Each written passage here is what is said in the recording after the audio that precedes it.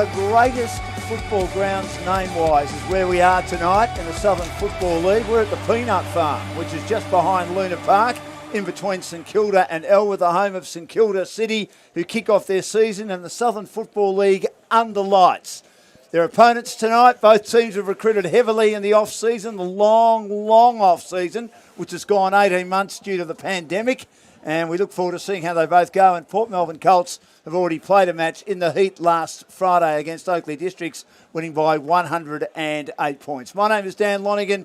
GameFace's match of the night in the Southern Football League to kick off the opening round officially, even though, as I said, Port Melbourne Colts and Oakleigh Districts played a game last week. And, of course, we thank our naming rights sponsor, Growth Syndicates Australia. Eliminate your mortgage, create your wealth, boost your super for tonight's big game. Some big names playing, including Dane Swan for St Kilda City, the 2011 Brownlow medalist, the three-time best and fairest at Collingwood, one of the best suburban footballers that have ever played the game, played for Deer Park and won 7 premierships in a row, and a number of best and fairest and best on grounds is also lining up tonight in Macarg for Port Melbourne Colts. We look forward to seeing how he plays.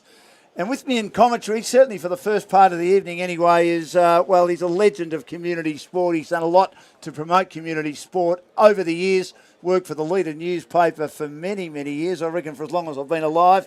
Paul Amy, welcome, Paul. Good to have you with us.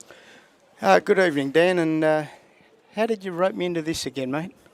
Because I felt I needed a little bit of expert commentary, and you're the man that knows everything about community sport. I know you love being on the air, don't you? You love it. No, not really, mate. But look, it's as you can. I'm not sure whether the viewers can see, but it's a terrific crowd has come into the huge crowd, the brilliantly named Peanut Reserve at St Kilda to watch this match, and of course the rivalry between Port Melbourne Colts and St Kilda City, Dan.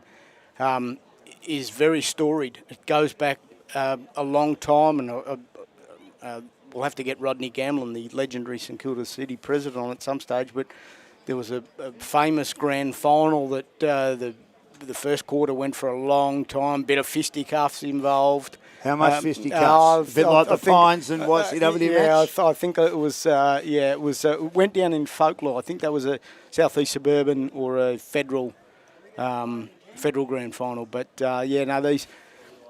As I said, it's a great rivalry between these two City of Port Phillip clubs. Under lights at the Peanut Farm. If you look to your left, you can see the famous Luna Park. You look to your right, and you see the pavilion, the change room at the Peanut Farm. A few people there having a can, and quite a few on the durries. It's a great suburban football setting. It certainly is. I mean, they call it the Peanut Farm because wasn't there a peanut farm built underneath the ground? Is that right? That's correct, yeah. Yeah, that's not a myth. That's definitely right, isn't it? That's right. So the St Kilda City team is out, and all eyes tonight, wrongly or rightly, will be on Dane Swan, but I'm hearing he's very fit. Yeah, I had a brief chat to him before the game, Dan, and he's looking in pretty good order. The St Kilda City coach, Matty Hoy, said during the week that he's hardly missed a training session since Christmas. He's had a lot of input into the side, and he's very keen from all accounts. They interviewed him in the rooms about 20 minutes ago and asked him how he was feeling. He said no, he was feeling good. He was looking forward to having a kick, and asked what his expectations were. He said maybe to get a bit of the ball and come through without any injuries. Had a child, of course, back in February, Paul. Typical Dane Swan, Tate Hale. His partner Taylor's also a bit of an eccentric like him, so you wouldn't expect anything less than a name called Tate Hale for Dane Swan. Yeah, and he's, of course, Dane's father, Billy, the legendary VFA footballer, Port Melbourne and then Williamstown. Billy's in the crowd here tonight, looking on. Do you think he could have played a lot of league footy, Billy, if the circumstances had been right? He was maybe in the wrong era. He tried out at Carlton, didn't he? Yeah, I think he did some training at Carlton, but look, he was he was a terrific VFO player. Oh, I mean, he from was. the Liston trophies and Port Melbourne premiership flags and 300 games, and of course that famous kick in the 1990 grand final for Williamstown. He'd never kicked 50 metres in his life, and he's nailed one to break Springvale Hearts in that great grand final at Princess Park in Carlton. So Dane's another notable name to watch here tonight. And speaking of Liston trophies, Dan, Aaron Edwards, Yes. also on debut for St Kilda City, the former Kangaroo and Tiger. And Aaron, of course, you would have seen him played a lot of strong football down on the peninsula, Dan, for the mighty Frankston Pines. Yes, of course, played in that premiership side a couple of years ago and was outstanding. And I think it was one of the best games of local footy that I've ever seen. It was such a good match all day, and the Pines just got over the line. I mean, he didn't play well early, Aaron, but he got going a little bit later on and played some sensational footy along with Luke Potts, who, of course, has come to St Kilda City as well. And people are saying, oh, why has Potts left the peninsula? He's left the peninsula because he lives in Melbourne. His daughter lives in Melbourne, just down the road. She's going to play some junior girls footy here, and it just makes sense for him to finish his career here. Well, so Potsy, Luke's been a very good player on the peninsula, but before that he was with the Stingrays, and then he went to Frankston Dolphins, where he was co-captain and won at Best and Fairest. So he's another really strong inclusion for St Kilda City. There's a couple of other VFL players, Dan, in the City lineup tonight. In Geordie Pollard, who was at Frankston and Casey, and Wade Lees, the left footer, who was at Casey and went over to America on a scholarship as a punter.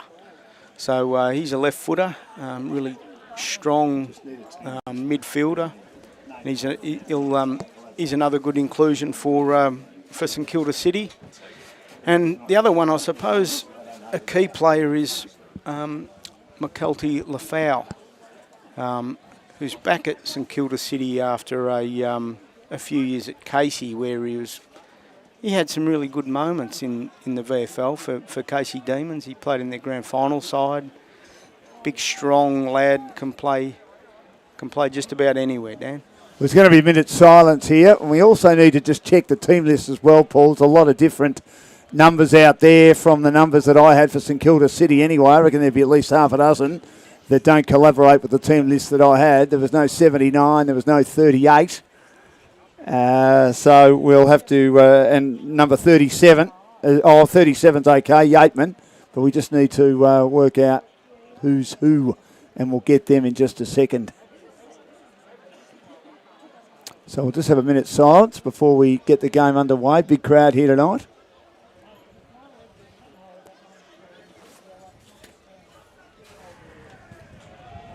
All set to go.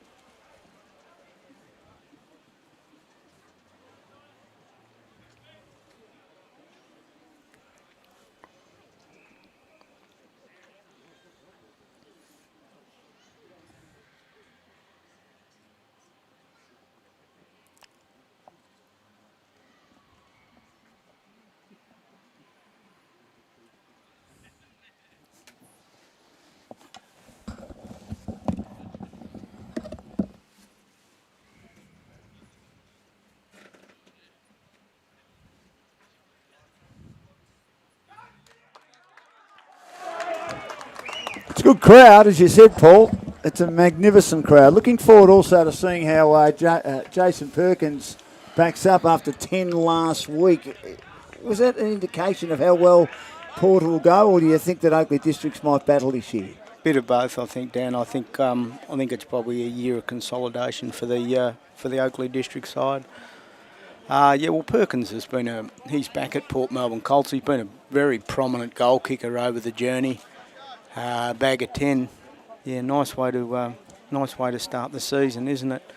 And of course, Port Melbourne Colts, a new coach, Dan, in Graham Yates, the former Melbourne back pocket, who's been a terrific coach over the journey. First struck Yoda at Sandringham, where he led the Zebras to premiership success, and then he had a long stint at Dandenong Stingrays. And more recently, he's been at EDS, so he's taken the controls at Port Melbourne Colts, and he's brought with him big Darren Flanagan, who recently parted ways with Dandenong Stingrays after a pretty fulfilled time as region manager. So big Darren, in a controversial manner, of course, too. Cool. Big Darren, the former Geelong and St Kilda ruckman. So he's been doing a lot of work with the Port Melbourne Colts players, in particular 211 centimetre Jesse Bowe. Yeah, he's a monster, isn't he? As big as Aaron Sandilands. Probably the biggest player I've seen out in the football field since Aaron Sandilands, I reckon. Any level of footy, Paul. Colts kicking to the Luna Park Street end of the ground, I think we'd call it. Dan? Yeah, we'll go with that. Now on the wing for St Kilda City is Malcolm Niwan. And he's coming up against his opponent, or his teammate, I should say, in Max Brune, who, of course, has come from, after a stint here, from Deer Park. And straight away, they have an opportunity to get the footy out. Going to be a free kick to go Taylor's way, and it'll go to Port Colts' way as advantage is called. Good tackling laid, though, on the wing to ensure it goes nowhere in a hurry. And there's a bit of pushing and shoving, as a couple of tackles were laid by Malcolm Niwan, and the umpire's going to throw it up. True wing position. Ricky Nixon and Barry Michael here for a pre-match function. It's tapped down again. Lefania did well to get involved in the ruck contest, but a free kick will go the way of Taylor. He feeds a hand pass out. It's driven long inside, 50 by Brune. Valuable distance for his team. No one can take the mark. Snap, though, long towards the goals. It's a bouncing ball. It's waiting at the back. There should be a shot on goal for Perkins. There is. Well, Perkins was there after the kick came in his direction. And that was terrific play by Mitchell Clark to kick it in the direction of Big Perkins. Kicked 10 last week, 1 so far today, and it's 1 straight 6-0. And that is on the HP and CP scoreboard in the opening minute or so. I think that ball might have been kicked in by Matty Sondergeld, Dan, the little Port Melbourne Colts beaver. I think you might be calling his name a bit tonight. He's one of those little fellas who really racks it up. Thrown up in the middle. Bowe wins it down. Charging forward. They get a kick to half forward now, St Kilda City. No one can get a clean possession. Under immense pressure. Ball is at ground level, and almost getting it on that occasion was Ed Green, the centre half forward, the brother of Toby Green, who plays at GWS, and there'll be a turnover on the wing. Kick towards half forward now. Not a bad looking kick, and finds a target. And this is Ed Green, who received the kick, which came in his direction from half forward.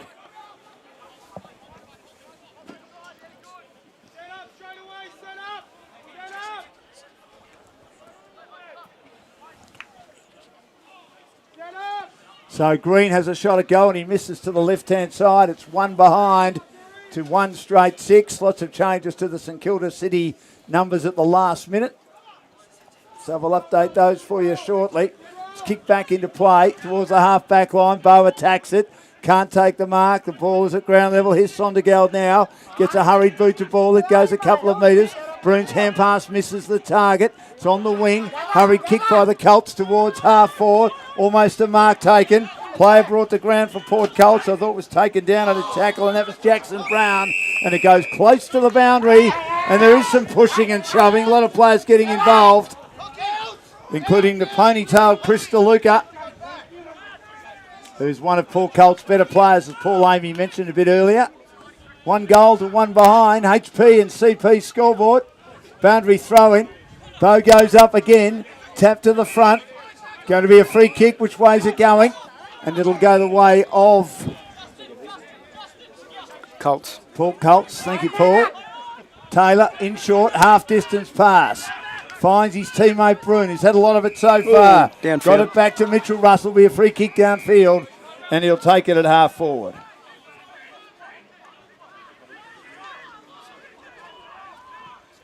So the kick inside 50. No one can take the mark. Packed form. It's quite dark at that end of the ground, Paul, isn't it? The Luna Park end. The lights don't really have an impact down there, and it'll be thrown back into play at half forward. Port Colts leading by a goal. HP and CP scoreboard. I think you're going to earn your corn tonight, Dan, especially when the ball's on that outer wing. Bit hard to pick a few of them up. Possible, really, to pick a few of them up as St Kilda City try and charge forward, and they can't. Ball's at ground level. No one can get a clean possession, and eventually Port Colts do. They'll take it at half forward. Might have been Krista Kick on the left. It was Krista Luca. He kicks inside 50. Pick up on the snap around the body. And it doesn't quite have the carry and goes through from behind by Clark. Mitch Clark, geez, Yes. he's a very clever player. He is, for wearing the long Port Colts. sleeves. And tonight's the night to wear long sleeves. I saw a bit of footy last week, Paul. And there were players in 34 degrees wearing long sleeves. Yeah, well, thankfully it's a little bit cooler tonight. Actually, nice conditions. Perfect conditions.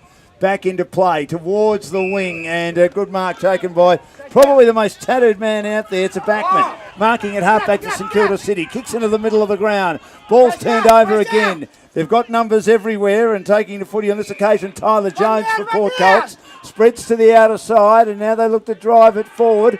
This is Kwame McCargan. What a kick that was. We're looking forward to seeing him play and have an influence, and his teammate from Deer Park takes the mark on his chest. Perkins just underneath the night lights, right half forward to the Luna Park end. Geez, he's a very, very good player, Kwame McCarg, isn't he, Dan? Beautiful skills, and he gets a ball and he can take off. He can get the ball inside. Yeah, he's. I remember when he was at Williamstown, he was regarded as a really nice prospect. But anyways, he ended up at Deer Park where he found a lot of success. Perkins' a shot right across the face. It's kept in play. It's close to the goal line. Again, they've got numbers merging here, Port Colts, and looking to get boot on ball. Not able to. Goes towards the boundary. Handball comes out. And now the Saints can clear, and they do. And the mark is taken on the chest of Perio here. Vargas, he goes in short again. And they look to drive it long. Taken by Tyle Williams. He kicks to half forward. No mark taken. Ball's at ground level. Going to be a Port Colts free kick at half back. And the player with the free kick, he was met late, is Louis Middleton, who's an outstanding cricketer, as we know, Paul, in the Cricket Southern Bayside comp. But it's turned over on the outer side. St Kilda City to kick long towards half forward. Close to the boundary. Now they have a chance. Handball comes out and goes over the line and out of bounds. He's thrown back into play.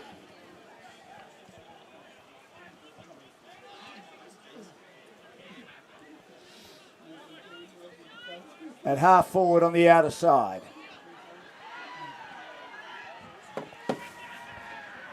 From behind, Lefenai wins it down. Is he giving away a free kick? Gee, that's unfair. He's giving away a lot of height, the big fella Bow. Handballs at close quarters to McCarg. McCarg looks to get around opponents, takes them on. He swiveled the hip, but he was tackled for a long time. He tried to do a bit too much. The tackling very good from the Saints. They've got a free kick at half forward on the outer side. Don't say that too often, do you, Dan? No. Kwame McCarg getting wrapped up. I think he thought he had a bit more time. He kicks in towards the pocket. No mark taken. Hurry kick comes out from Green towards full forward. The defence of Port Colts hold firm. They lead by 5 points on the HP and CP scoreboard.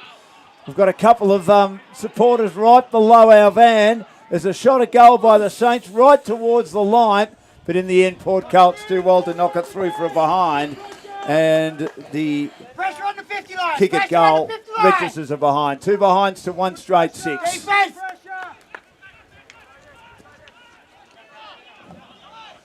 Back into play. Port goes straight down the ground. I wish I could tell you more players. St Kilda City have completely changed their numbers. I'm furious. Ball's at half forward. Not much they can do about it. They told us before the game the numbers were right, and they've changed them all. Kick inside 50. Bow can't take the mark. Ball's at ground level. Handball comes out. They clear it now around the outer side, and they've got numbers everywhere, Port Colts. When they get moving, they look good. McCarg receives it close quarters from Braun. Goes back to Braun. If that's 15, I'll go he. He's got it on the wing. On the outer side. He will kick now towards half forward. No one can take the mark, and it's held up at half back. Yateman in the road takes the mark. Kicks down the line towards the wing. His kick's also turned over. And Bruin's been outstanding so far. He takes the mark. He goes in short to McCarg, who's also knocked up getting the footy. He had 40 possessions last week in the big win in the heat. And now he's defensive with his pass. And he finds Mitchell Russell taking the mark.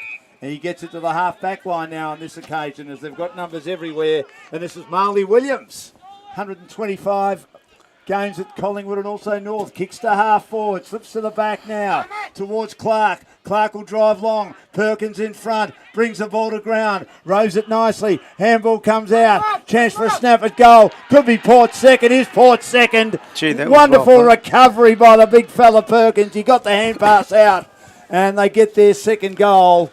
Very important goal indeed, and it is 2 behinds to. Hi everyone, it's Tim from Growth Syndicates Australia, and we're financial transformation specialists. Check us out at growthsyndicatesaustralia.com. Give us a call.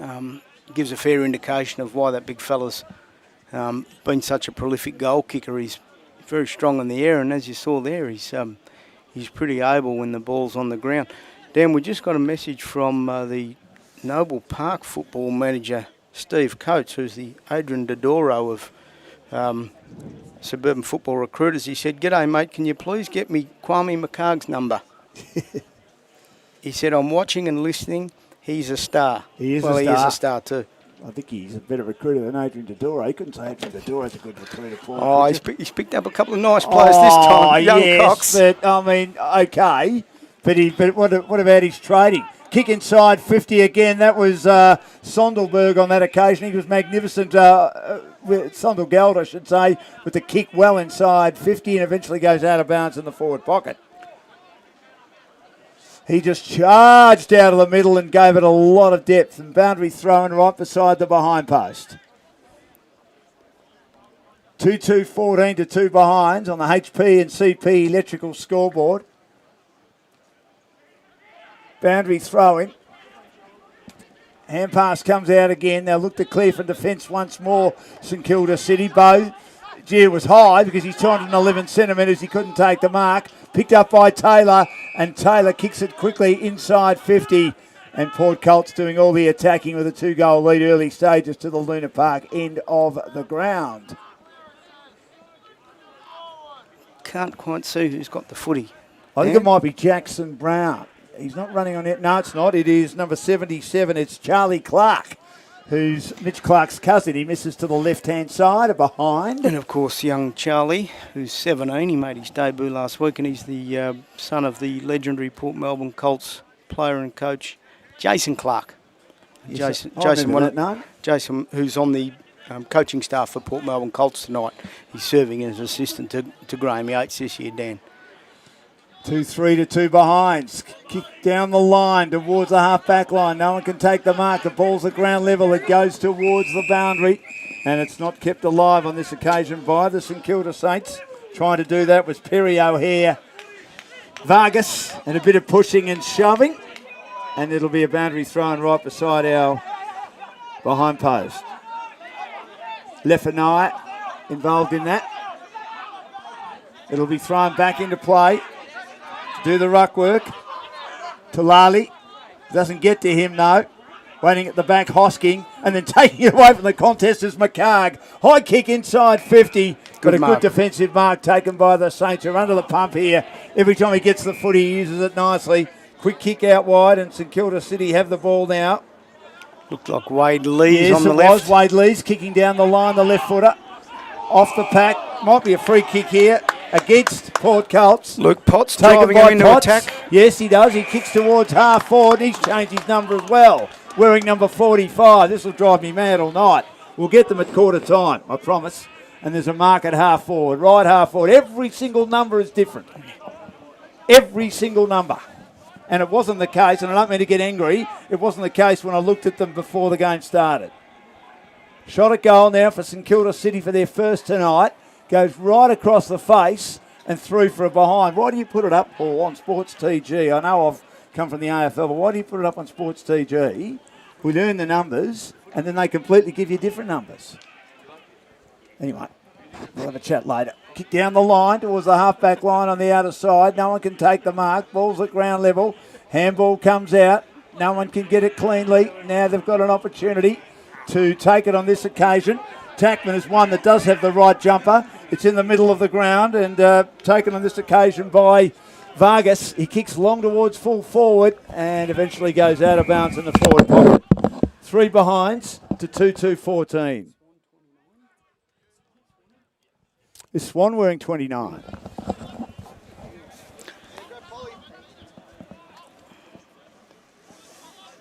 Well, Swan had a shot at goal before. Yeah, it's Swanee's wearing number 29, Dan. Okay, that'll help us. Ball's yard free. No one can get a clean possession.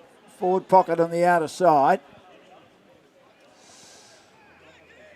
And the umpire says, give it to me. You've got sharp eyes, Dan, to pick them up out there, mate. Oh, I'm just more upset about the numbers, but anyway, Paul, I'll get over it in a minute.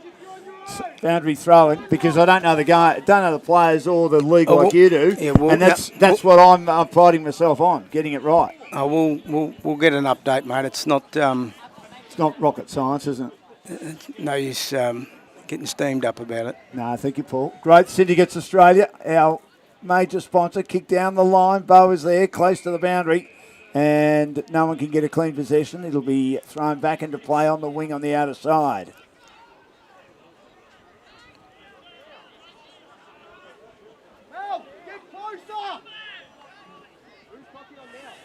So good start this by Port Colts. 2-goal lead. Missed by Hosking in the ruck. Comes out now to Backman. Gets the kick. Jarred down in a smother. I should say to Backman. And he's not a backman. He's playing more on the wing. It'll be thrown up on the outer wing.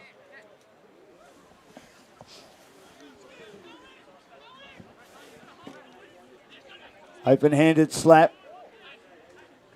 And good tackling ensures the ball goes nowhere. Look at that crowd, Dan. That's a really good crowd. Gee, 3 or 4 deep, isn't it? Around the boundary. Ringing the ground. That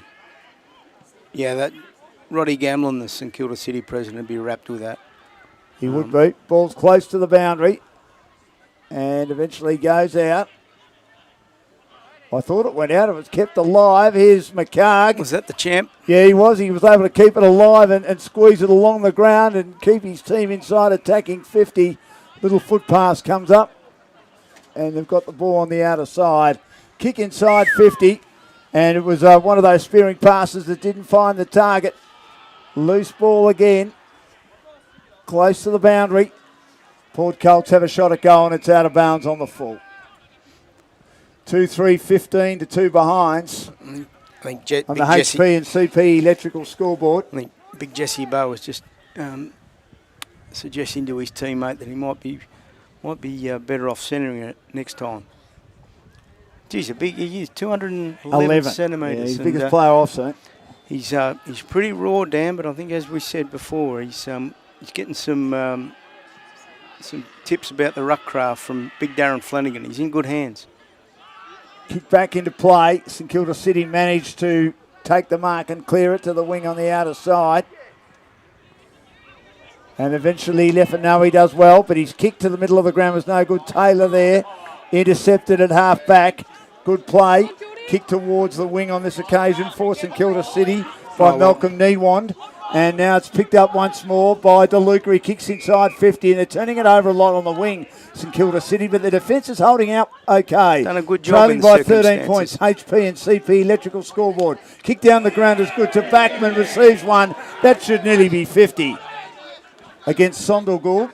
Kick into the middle of the ground is okay. Comes off all right. They look to build now. They get the hands going. As Williams got the hand pass out, and as Wade leads on that occasion, he skids it with his left along the turf, close to the boundary, receives it again, hard on the boundary, left foot on the outer side. He kicks inside 50, might be a free kick down the ground. As he delivered, he was upended.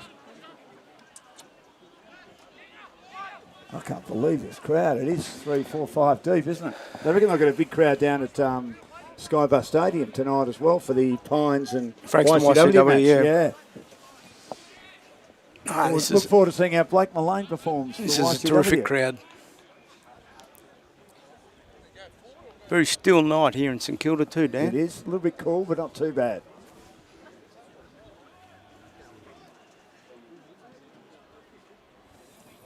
Shot a goal for the Saints, missing to the left-hand side. Tell us a bit about Edward Green. Is Toby Green's younger brother or older brother? I believe it's his younger brother, right. Dan. So he probably came to the city a couple of years ago and was a pretty decent performer. And, almost a screamer on the wing for the Saints, right in front of the faithful. Sondergaard does well to get a kick towards the wing. It's tapped back into play. Player tackled Broon. That's got to be holding the ball. And the free kick will go the way of Lefanoe. He's got it at half back, right in front of our commentary position. He kicks down the line. He's one that's wearing the right number towards half forward. No one can take the mark. Taylor's at ground level. He misses it for the Colts. Ball's at half back. Comes out again. They look to measure it. Nice kick into the middle of the ground. Is it Marley Williams, looking to slow it down. Marley Williams gave the kick to Jake Wood. Wood, though, got the hand pass out to his teammate, sold him into trouble. Wood got it back again, the little fella. Now he spiral, punts it on the boot, kicks towards the wing. No one can take the mark. Loose ball, good tackling. The Saints might win a disputed ball in the middle of the ground. They do. They get the hand pass out, but it's turned over once more. And on the end of it, a shot at goal by Charlie Clark. Flying shot as he received the hand pass that came out from Ricky Newton. And it's a behind. Yeah, pace of the game seems to have gone up in the last 5 minutes, doesn't it, Dan? Sure has. Players sort of don't have much time to dispose of the ball. 2-4, 16 to 3 behinds. On the HP and CP scoreboard. Kick towards half forward. And Port Colts again lay a good tackle. Jackson Brown doing a good job. I wonder how many Jackson Brown songs I can get in the call tonight, Paul. Down up again. We are down on the boulevard. We are down on the boulevard. He's not running on empty yet. Yes, one of the great songs. Handball comes inboard. It'll be thrown up again at half forward. Bow up, tap down. Handball comes out. Taylor's been good. He sweeps a long hand pass out. And his teammate has the footy, and Brad Sutcliffe with the long sleeves. Gets it nicely to the left foot of DeLuca. He bangs it long inside. 50 pack and... Gee. That is an outstanding mark. He plays on, kicks around the body. And Big Jace has got 2 and his team, Port Colts, have got 3. He's got the Dan Lonigan hit.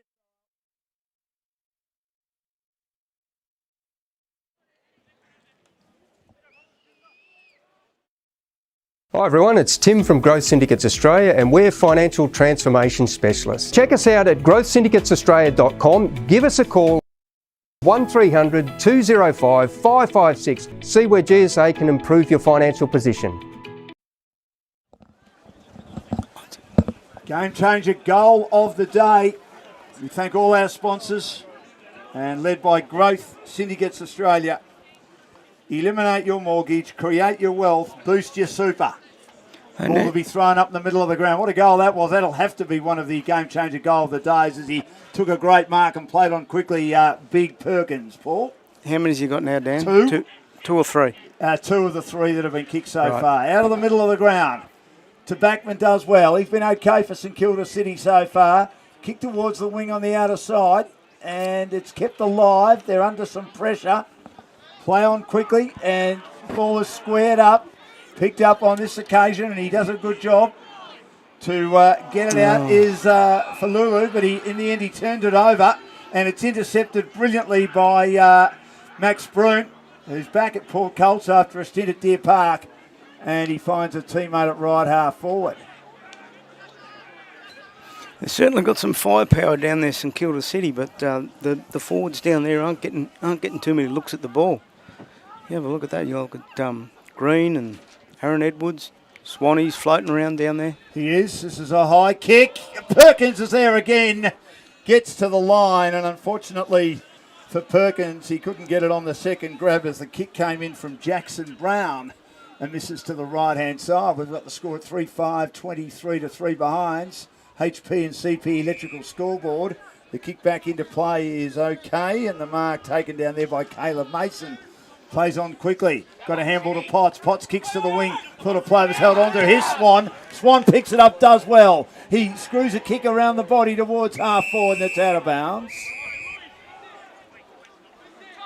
Boundary throw. He does looking good, Nick Paul, doesn't he? Yeah, at least by training well. I mean, didn't we say he was going to wear the number 15 or 16 jumper? 16. It's bobbed up on number 29. Yeah, well, Luke Potts was 3. He's in 45. Is that the siren for quarter time? Gee, that was a very quiet siren. Yeah, it might. Quite a siren of all time. Yeah, we might have to go and get the some bells and whistles from the car, Dan. 3-5, 23 to 3 behind at quarter time on the HP and CP Electrical scoreboard.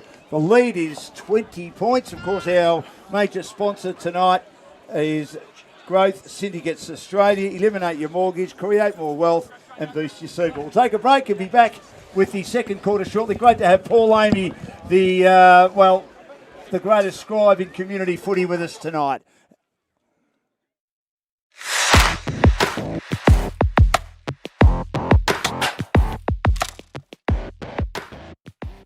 G'day everyone, Reece from GameFace here. Are you looking to elevate your club's social media to the next level? GameFace are here to help. We can help your club reach its supporters and sponsors easily with the use of engaging and visually appealing content. Action photography to capture your players at their best in the action. Player profiles to highlight your players with fun facts and potentially stats sold separately. Entertaining player interviews during both media days and on game days. Visually appealing social media videos for your sponsors, plus other graphic design tailored to meet your personal club needs. You can give your sponsors a massive thank you for supporting your club with logo placement upon all social media content that GameFace will generate for you. Our packages for social media content are affordable enough for every club to experience the GameFace touch. To take advantage of the packages, get in touch with us now. And don't forget to get your GameFace on.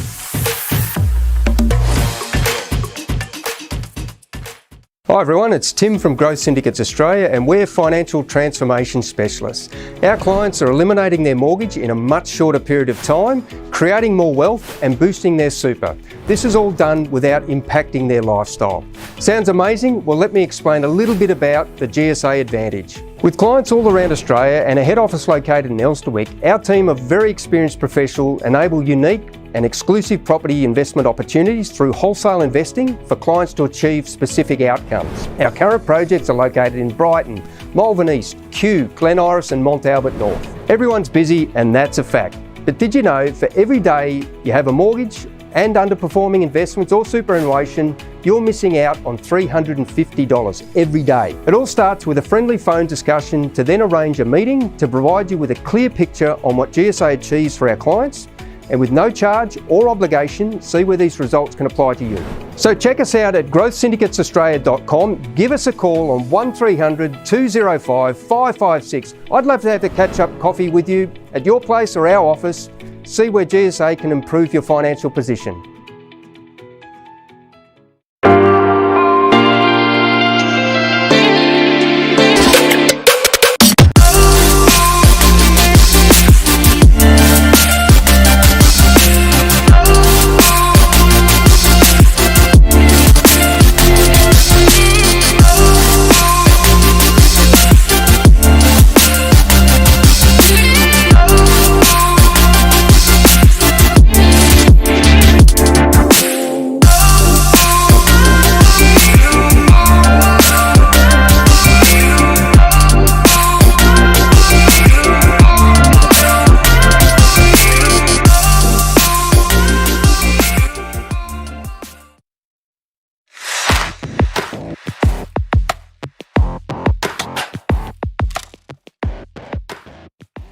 Welcome to the 2021 edition of the GameFace Record app, jam-packed with the newest features to help you get the best information for your club and competition this 2021 footy season.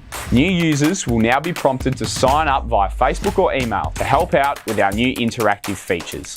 Here you'll be prompted to select which team you follow for one of the leagues that GameFace provides its coverage to. You'll be notified for updates exclusive to that team that you follow. More teams can be followed once you're in the app.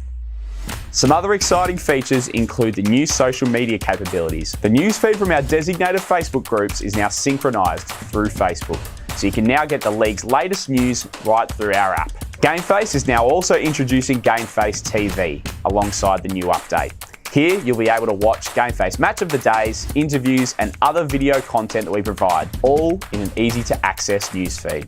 Live scoring makes a return, with the latest up-to-date scores on game day for each match being played delivered straight to your phone, right in the change rooms after the game. You can now also view stats in more detail, such as best players of the round, the ladder, team lists, as well as leading goal scorers for the division. Our club pages have been reworked, now with more of a one-stop shop for vital information. Here you can view dedicated content for your club, such as purchasing merchandise, memberships, and much more. We're ready to tackle this footy season, so make sure you download the brand new GameFace digital record app. Thanks to Growth Syndicates Australia. Welcome back to the Peanut Reserve. Quarter time here, 3-5, 23 to 4 behinds. I've managed to get out there, and there are a few changes to the numbers, which I'm obsessed about. Lafoe, his number is 2, not 5 for St Kilda City. We've found out that Dane Swan is 29. We've also found out that Luke Potts is wearing number 45. And also Joel Dwyer with the beard and long hair is wearing number 38. So a good quarter of footy. Port Colts right on top. Paul Amy, of course, well known from the Leader newspaper, who's covered local sport, whether it be football and cricket, for a long, long time and knows this comp really well. Port Colts will be pretty happy with what they've dished up in the opening term. Yeah, they would be, Dan, but I don't think I don't think St Kilda City were. We dropped out to see Matty Hoy at quarter time, and yeah, he's fairly disappointed with what his side had surfed up. As he pointed out that the Colts had 5 scoring shots on the back of turnover from City, so he wants to just to tidy up their ball use. He wants them just to generally be a little bit harder around the ball, try and close it down. He said they were a stoppage side. You know, if you're in doubt, go down the line, be happy to make a stoppage. But yeah, they got stitched up that first quarter. They're a slick side, Port Colts. Port should really be further in front, shouldn't they? They had a lot of shots to go on the HP and CP scoreboard. I should say the big fellow Perkins has caused all sorts of problems. Charles as well. And the Jackson Brown's another one of those mobile tall forwards have got down there. And when you've got the midfield of the class of DeLuca and especially McCarg, it helps, doesn't it, when they're drilling it down your throat every time? Yeah, they're a terrific combination. Plenty of options through that midfield. Sondergaard as well. Sondergaard's a terrific player, very underrated. Steve Coates will want his number, no doubt. Thrown up in the middle of the ground. Tap down again. Bo can't get hold of the footy. Loose ball. And who's going to win possession? No one can win possession. Comes out now. And it'll be thrown up in the middle of the ground.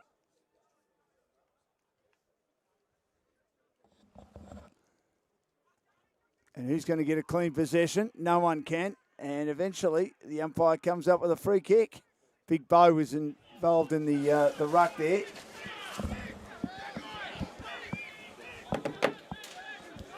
Quick kick inside 50 from Jackson Brown. He finds a target. And there'll be a shot at goal. And is this my man, Paul, Eduardo Esposito? Yeah, former cross from Murrumbina in the off season, Dan, a very, very accomplished player. No, it's not Eduardo Esposito. It's actually Ricky Newton. Big kick to the goal square, almost a screamer taken. Through for a behind. 3-6-24 to 3 behinds. St Kilda City have it on the outer side of the ground. They drive it long. High ball. And it's out of bounds on the wing. That shuffling gait looked like Dane Swan, where it's dark out there. It's the sort of light that burglars fancy. Yes, they do, Paul. Out there, Dan, but that little gate suggested it might have been Dane Swan. Well, he'll have an influence, won't he? There's no doubt about that. Boundary throwing. Back into play. Bounces in front of Bo. High kick. And a good mark camped underneath it, taken by St Kilda City in the middle of the ground. Williams kicks to half forward on the bounce again. The delivery not great. On the outer side of the ground again, Bo gets a hand pass out for Port Colts. Goes close to the boundary. It'll be thrown back into play. Did you get those team lists sorted out at quarter time? I got a few of them sorted out. I was told there were only a few changes. I'm not sure that's 100% right, but we'll go with the fact that Potts is 45, Swan, as we know, is 29, Dwyer is 38, and Lafau is 2. Boundary throwing. Yeah, Lafau's playing on the ball now, Dan. They've put the big fella on the ball, trying to get a lift around the ground. Handball comes out. It's knocked down. Sutcliffe was there. He couldn't get clean possession for Port Melbourne Colts. It is going to be a free kick, and it'll go the way of Port Melbourne Colts. And the big fella, 211 centimetres, laid the tackle. Showing great dexterity. He got it to his teammate Wood, but Wood kicks into bodies and then lays the tackle to ensure the ball's still in front of the Port Colts dugout on the outer side of the ground. They'll drive it towards half forward. Bouncing ball. Knocked out of bounds again between wing and half forward. 21-point lead on the HP and CP electrical scoreboard. Port Melbourne Colts in front. St Kilda City's opening game of the season. A lot of excitement about them this year. 8th back in 2019. A lot of recruits. Dan Connor's another one, the former Richmond player, but injured at the moment. Boundary throwing.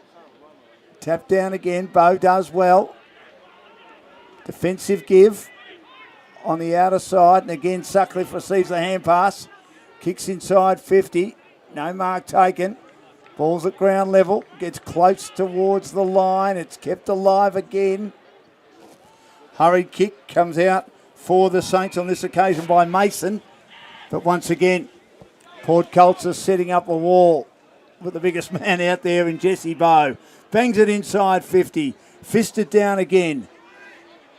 Trying to clear the defensive area. They're under the pump continually. They've done a good job, the St Kilda City defence, Dan. They have, considering they've been inside 50 constantly, Paul. They've seen a lot of ball. And they have. They've repelled a fair bit of it. Their midfield needs to do more. Bow up again. Wins it down. Loose ball in the middle of the ground. Potts is in there. He can't get a clean possession. He's under pressure, and it'll be thrown up once more.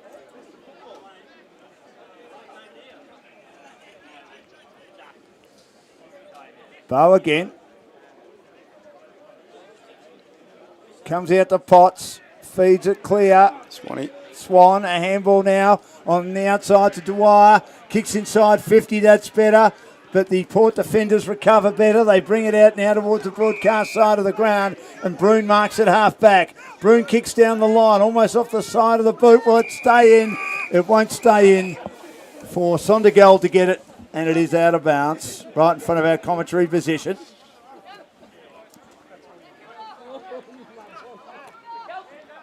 Luke Potts normally wears a long sleeve jumper too. Certainly at Pines he did. So to see him in a sleeveless jumper's different as well. Boundary throw in. Hosking, is he giving away a free kick or is it going the way of Port Colts? They're getting the rub of the green too. I'm not sure what that was for. Their two ruckmen are much bigger than what St Kilda City's got at the moment. Yep. They might be more agile. Kicks inside 50, Hosking. Not a great kick and held up at half-back by Mason. Dishes it off by hand. Nice little kick out wide. They look to handball back inside. Under immense pressure, the kick is smothered. That wasn't a great effort.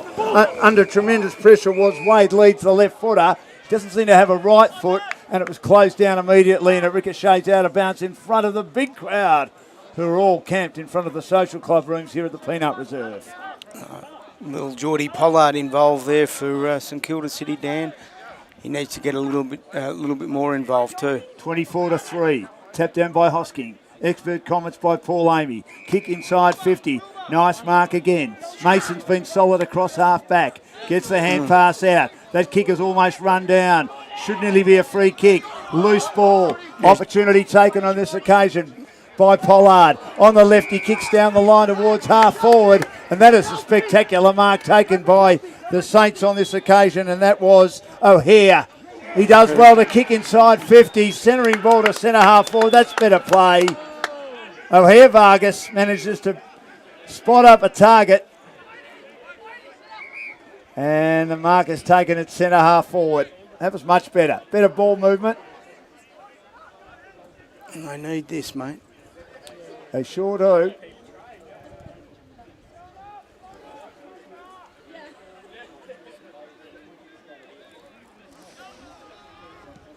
And this is young Yateman from 45 metres out for their first goal. He's hit the right behind post. He's clanged the behind. post. It was a beautiful shot.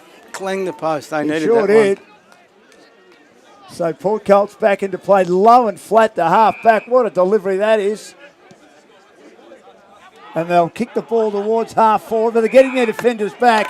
And a nice mark taken, last line of defence again. Oh, he's turned it over. But it's been turned over poorly by St Kilda City. The kick comes inside 50 by DeLuca, but luckily the defender's getting back and they manage to mark once more. This is Yateman, who's been okay. Kicks down the line of the wing. Picks out a target in front of our commentary position. It's Middleton. Plays on quickly. Kicks again to half forward. Out in front, Edwards. Couldn't take the mark. Didn't know where the footy was. Sutcliffe mops up for Port Colts. Gets the hand pass. He's been a good player for a long time. He certainly has. Sutcliffe upended as he combined with his teammate in Humphreys. Now they've got the ball in the middle of the ground, Port Colts. Little kick inside towards half forward and taking it on the edge of the cricket pitch area is the big fellow Hosking. Hosking on the left, low, flat, stabbing pass inside 50. Again, the defence is Eric, and Caleb Mason has been magnificent off half-back. He's knocked up clearing everything, got it to Newand. Newand kicks it down into the dark side of the ground, the outer side of the ground, and it's a loose ball again. Neither team can get hold of it. And it's kept alive for the time being by Port Colts, whose defence is also repelling nicely. Once again, though, St Kilda City tackling hard to keep it on the wing. It'll be a ball up. How old would Jack Dyer. how old would Brad Sutcliffe be? He seems to have been around a long time, Dan. You've seen him do that a lot. Gets the ball, gives it off, gets it back, kicks it. Beautiful little pass. It's a good player. Socket inside 50. Again, the Port Colts defence very, very good. It's picked up and kicked towards the goal square. And it goes through for a behind. St Kilda City attacking a bit better. 6 behinds to 3-7-25. HP and CP electrical scoreboard. Half distance pass back into play. DeLuca takes the mark in the defensive goal square. Delivers now to the middle of the ground. Here's our man. McCarg, handballs at close quarters. They look to build again from half-back, Port Colts. Quick kick towards half-forward. Jackson Brown's behind. Couldn't take the mark, brings it to ground. It's a loose ball again. Handball looking to come out. Feeding a hand pass over the top was quite clever on this occasion for Port Colts. They've got numbers everywhere. McCarg's handball. Gets it back. Yeah, he gets it. Look at this. 1-2, magnificent play. Oh, and he'll no. drive it along towards full forward. Doesn't quite have the carry. He was involved in about 3 exchanges on that occasion. Max Brune, a former teammate of his at Deer Park, was also there as well. Shit, he's a good player. He's a good player. Back into play goes St Kilda City. 3-8-26 to 6 behinds. Dwyer couldn't take the mark, then gets it at ground level, but he loses control of it. Here he goes again, he gets away, slips over, gets a hand pass on the outside to Humphreys in front of the crowd. Humphreys hooks a kick inside 50 for Port Colts. Picked up by St Kilda City. High kick towards the wing. Fisted away at the back. They've got numbers. The big barrel body there of Mitchell O'Neill. Feeds a hand pass out at close quarters. Close to the boundary. Sondergaard. His kick doesn't have the carry.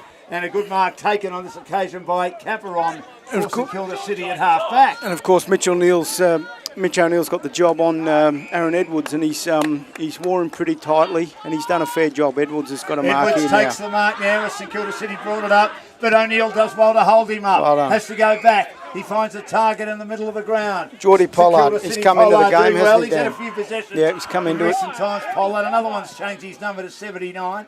Quick kick on the left again. Good play by Mason. He finds a target at right half forward. St Kilda City building nicely. Quick kick down the ground. There's a mark on the second grab on the chest. And again they play on quickly. The mark was dropped in the goal square. Should have been taken on that occasion. Holy hell. That was by Yateman. He dropped what he should have taken. I don't think he was expecting it. I think he thought his teammate was going to have a shot at goal right half forward. It came to him. He dropped it like a plum pudding, and it's out of bounds on the outer side. Yeah, Still goalless, and we're a quarter and a half into the game. St Kilda City, 6 behind to 3-7-25.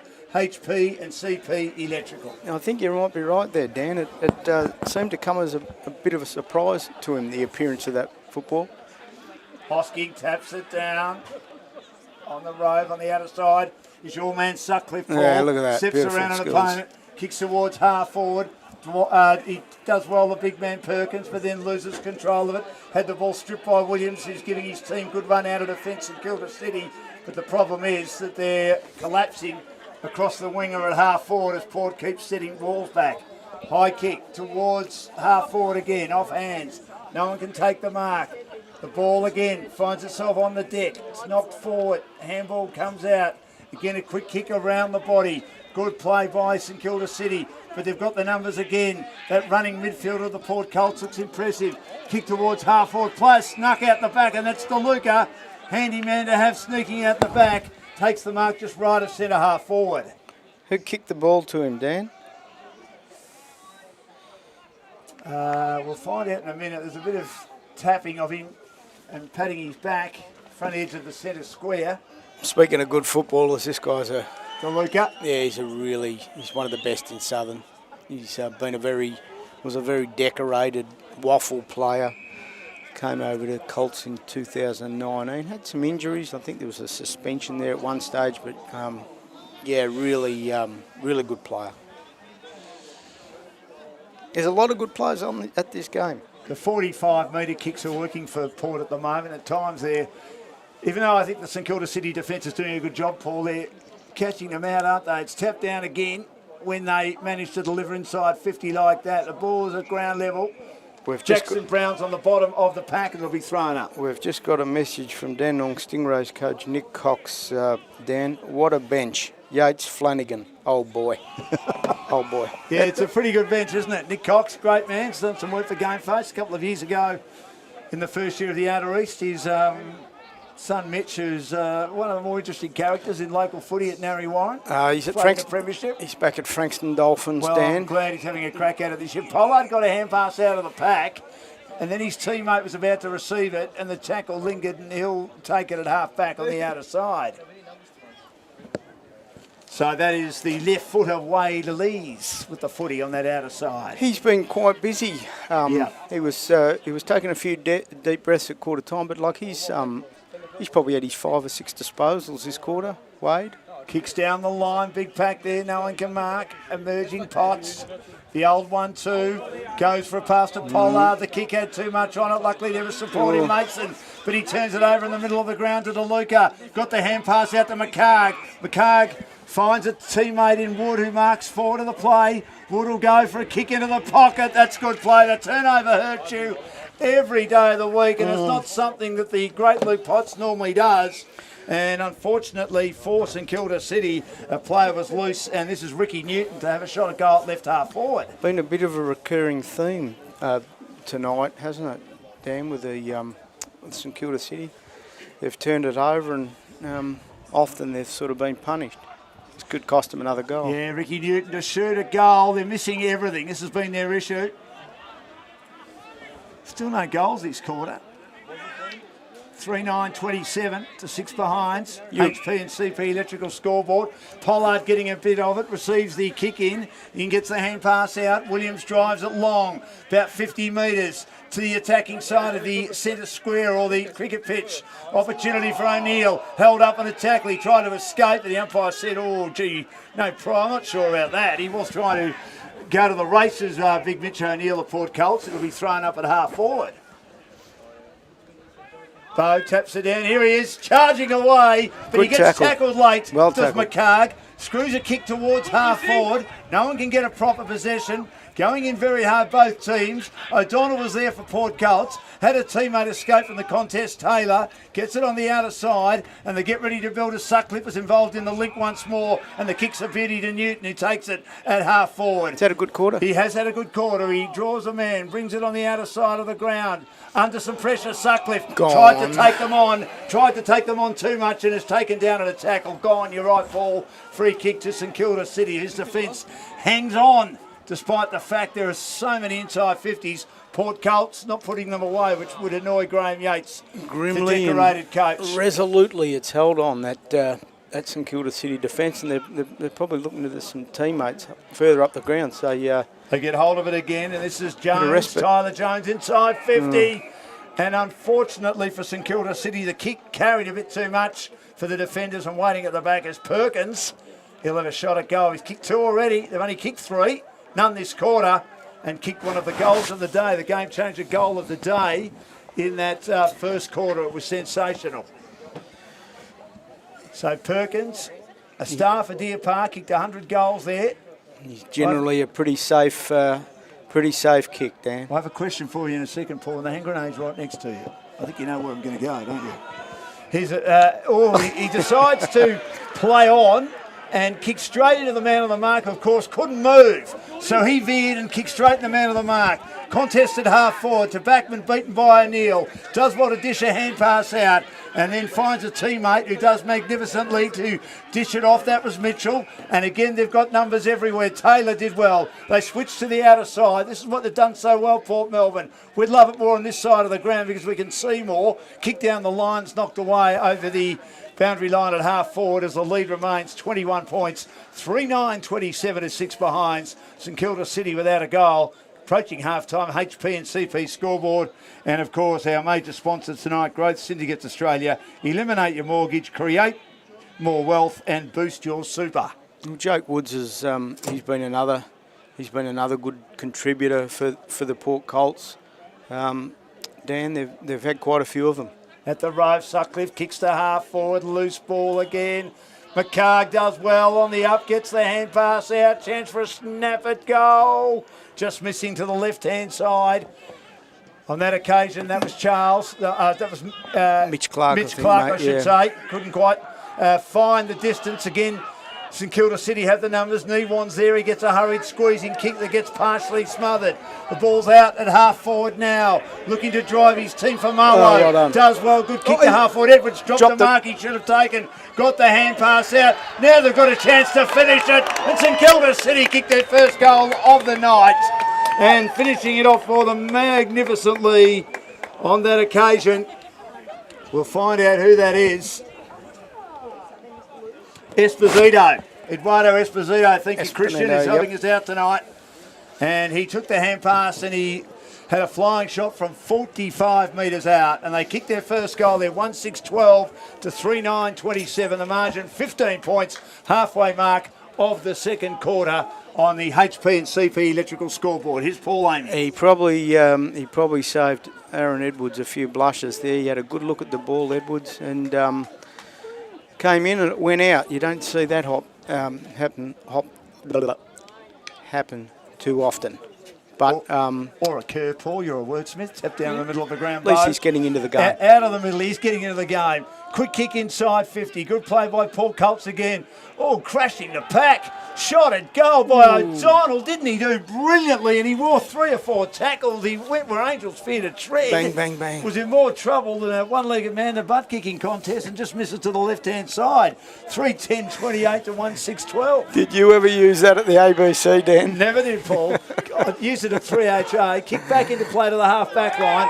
And a mark on this occasion taken by Lafoe. Lafoe does well. Kicks down the line to half forward. He turns it over once more.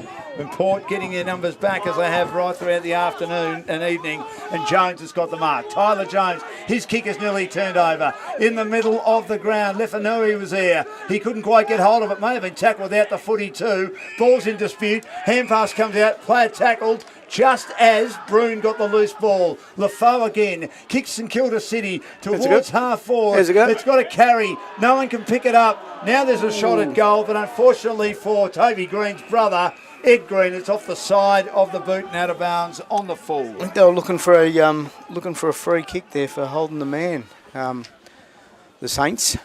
To a hair Vargas. Port quickly brings it down the outer side of the ground. Saints getting more ball at ground level, which is certainly helping them. Potts was hoping to receive the hand pass, didn't get that far. It's close to the boundary.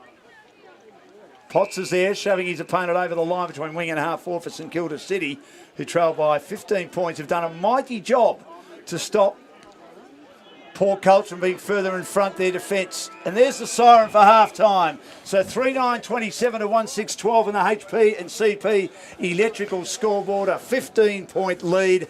And really, Port Colts should be further in front. Might flatter them. They'd probably think they're entitled to be at least 4 goals up, Port Melbourne Colts, particularly after the way they really had the better of the first quarter. But it was good to see St Kilda City get back into it in that second quarter. Dan, Wade, Lees, and Polo got busy around the ground, and that defence has been pretty resolute for St Kilda City. As I said, sure has. Seen a lot of Mason's been excellent across half. Seen a lot of ball coming in. He's done a good job, hasn't he? Yeah. So it's been entertaining first quarter, first half. What sort of crowd, Paul? Oh, you're the crowds, man. They tell me. About that. I don't know. Couple of thousand.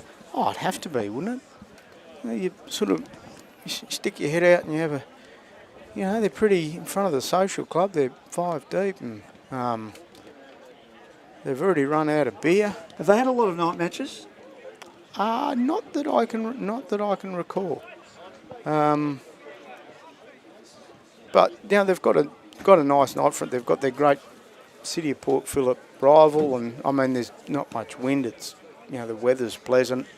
It's their first game back for 18 months. 18 months. So I suppose, look, if you couldn't pull a crowd tonight, you'd be battling a bit.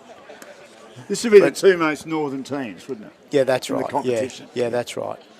It's been a pretty good exhibition of footy, hasn't it? I mean, look, Southern League gets a bit of a bum rap, when it's measured, against some of the other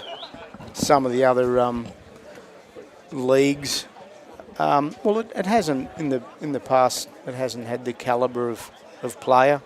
It probably hasn't had the prestige. It probably hasn't had the money to attract good players. But with all the salary caps coming down to 100,000, it may have brought some. May well have worked better for Southern and brought some better standard of player in there. But I think First Division's going to be good. Not only First Division, I was running an eye over the Second Division this week, and I think the Division 2 is going to be a game of footy bloody last good week in the heat. Springvale Districts and Hampton Park, and Hampton Park had 10 out last week and didn't do a bad job. And coming up from Division 3 as Premier, and they've recruited pretty well. But and Springvale Districts they've probably met first up the testing material for sure. Correct.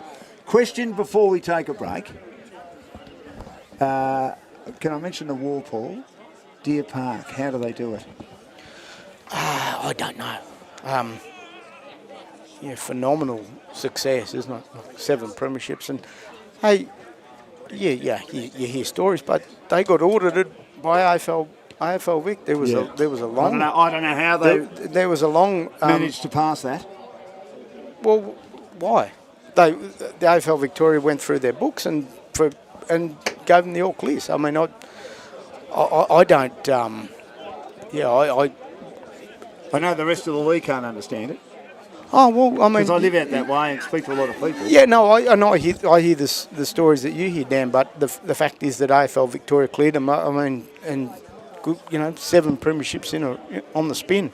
Gee, that's a remarkable record, of course, there's isn't no it? McCarg, there's no Bruin, and there's no Perkins this year, but Favola will play some games. And I think... Todd Elton, who was very disappointing at Hastings 2 years ago. Was he? Oh, Yeah. terrible. I thought he really struggled.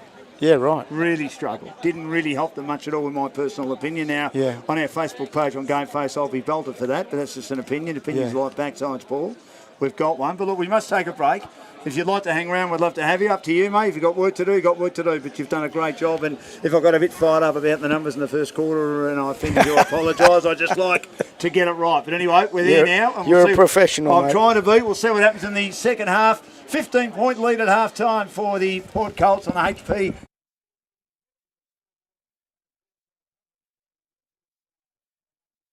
Syndicates Australia. Eliminate your mortgage, create your wealth and boost your super. We'll take a break. Back with more shortly.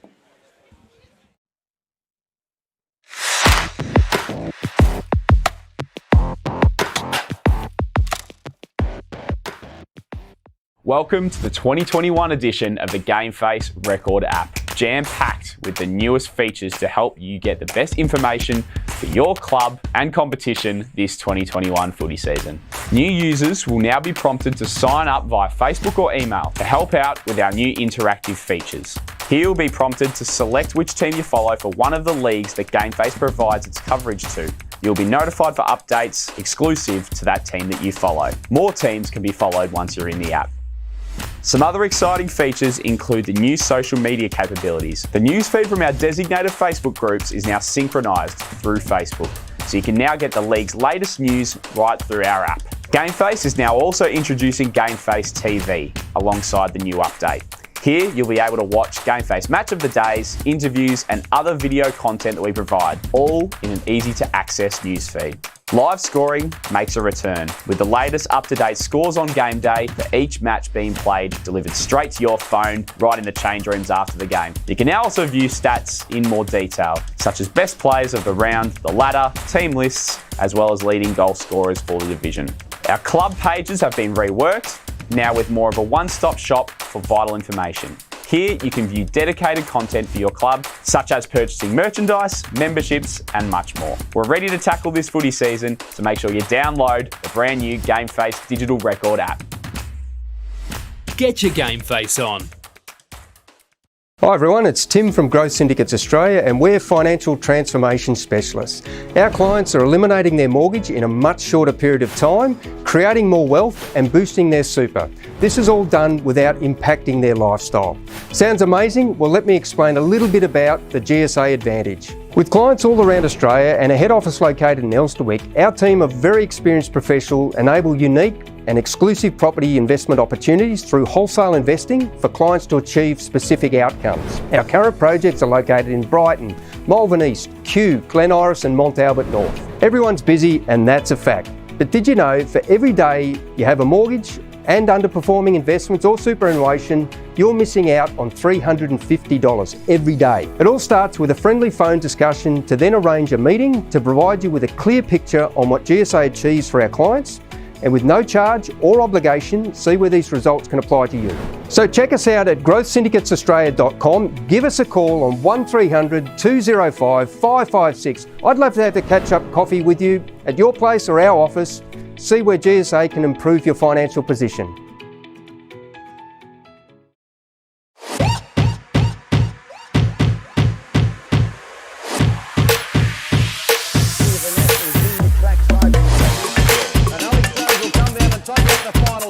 On the inside, Sophie Marr, but Isabella Khan gets the upper hand. Just gets it past the fielder. You're in trouble. Pierce Sterling be run out. And wonderful to see some of the greats of Australian sport here today. It's just on exactly 2 miles. 2-time Olympic Games finalists over the 3,000 steeple. Too wide in the inside is Marr, but down the outside is Khan. Cover running it at ground level. Charlie Rowe again from Mount Eliza. I want to crash the interview. Take the microphone, Pete. Thank you. So I just want to be a big fan of yours. So I'm in the federal parliament, but you play Big Bash. Come outdoors. We're sitting here watching athletics. There's heaps of people running of all ages. Time's through, so this first place is really important. The runner in green in Buddy. Eddie Jerovic now has got a bit of move to do. He's got to try to get a run off the bank somewhere. He's Gertz roosts that one. That is a monster of a kick for a goal. Waters in again, short. He hits this high, and he might have got enough on this to go for 6. It has. Coming into a catching position on the onside. Mills the spoon shot. He's picked the gap beautifully. What a shot that is.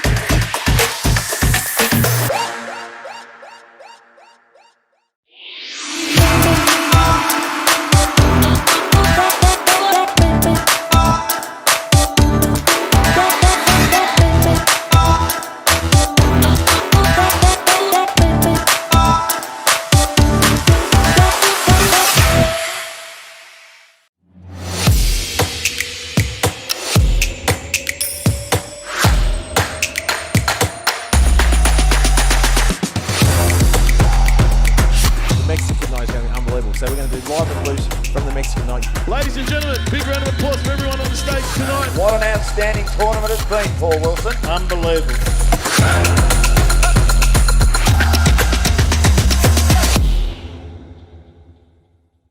And welcome back to Peanut Reserve. It's half-time, 3-9-27 Port Colts. St Kilda City, the host team, 1-6-12 in a night match to kick off St Kilda City's season. Port Colts played last week, got beaten by Oakley Districts by 108 points. And a lot of big names on show. Dane Swan for St Kilda City, the Brownlow medalist in 2011, 5-time All-Australian. Luke Potts from Frankston and also from the Pines Football Club lining up for St Kilda City. Aaron Edwards as well, 94 league games.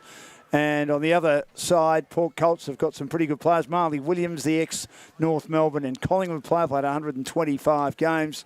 And, of course, one of the best local footballers, Kwame McCarg, who's come from 7 premierships in a row at Deer Park, 3 best and fairest and 2 league best and best on grounds in a grand final. So it's been great having Paul Amy with us as well, as a man that knows everything there needs to know about local footy, especially the Southern Footy League. And it hasn't been a bad game so far. St Kilda City's defence holding up well. Port Colts should be further in front, missing a lot of gettable opportunities. The leading goal kicker is Jason Perkins, who kicked 10 last week in the opening game of the season. A Port Colts junior who went and played at Deer Park and tasted a lot of success in the Western Region Footy League before bringing Kwame McCarg and Max Brune. Max Brune's another Port Colts junior, back with him for the 2021 season. Our major sponsor tonight is Growth Syndicates Australia. Eliminate your mortgage, create your wealth, and also boost your super. We've also got our major sponsor on the scoreboard, HP and CP Electrical. The goal of the day, and there's only been 4 so far, you'd have to say would be Jason Perkins, the goal of the day for Game Changer. Mark of the day has been a couple of great marks, but we'll keep a close eye again on the second half. Frankie Media looking after that. And the best on ground. Well, he hasn't been best on ground, but he'd be up there at the moment. Kwame McCarg has been superb. I think young Mason has been good at half-back, cutting off a lot of forward thrusts for Port Melbourne Colts for St Kilda so far. He's done a great job. Brune was very good early for Port Melbourne Colts as well. DeLuca, part of that star-studded midfield for Port Melbourne Colts, also getting a lot of the footy. So be interesting as to who wins that. And that, of course, is looked after by Telstra Business Centre of South Melbourne. It's a great pleasure when young men are starting on a journey in the media. I often ask them, why do you want to get into the media? I shake my head, but, well, I'm in the media, been in it for most of my life, and I love it. Christian Legas is going to join us in the second half and maybe do a little bit of commentary, certainly have a bit of a chat to us. But, Christian, welcome to GameFace. Good to have you with us. Obviously, you love your footy. Absolutely, Dan. Thank you very much for having me, mate. And it's been a very enjoyable first outing. Very good game in our hands, and looking forward to a big second half. It should be. St Kilda City, their midfield's being outplayed at the moment by a very good Port Colts team. It's probably struggling to gel a little bit. Luke Potts is certainly one of the stars of the St Kilda City side, but he's playing a different sort of role. At Pines, he was the mop-up half-back flanker who was almost like the quarterback that set things up. He has to play more of a role inside this year. And that'll be interesting how he handles that. But when you've got the Port Melbourne Colts, Christian, having those great midfielders like McCarg, like DeLuca,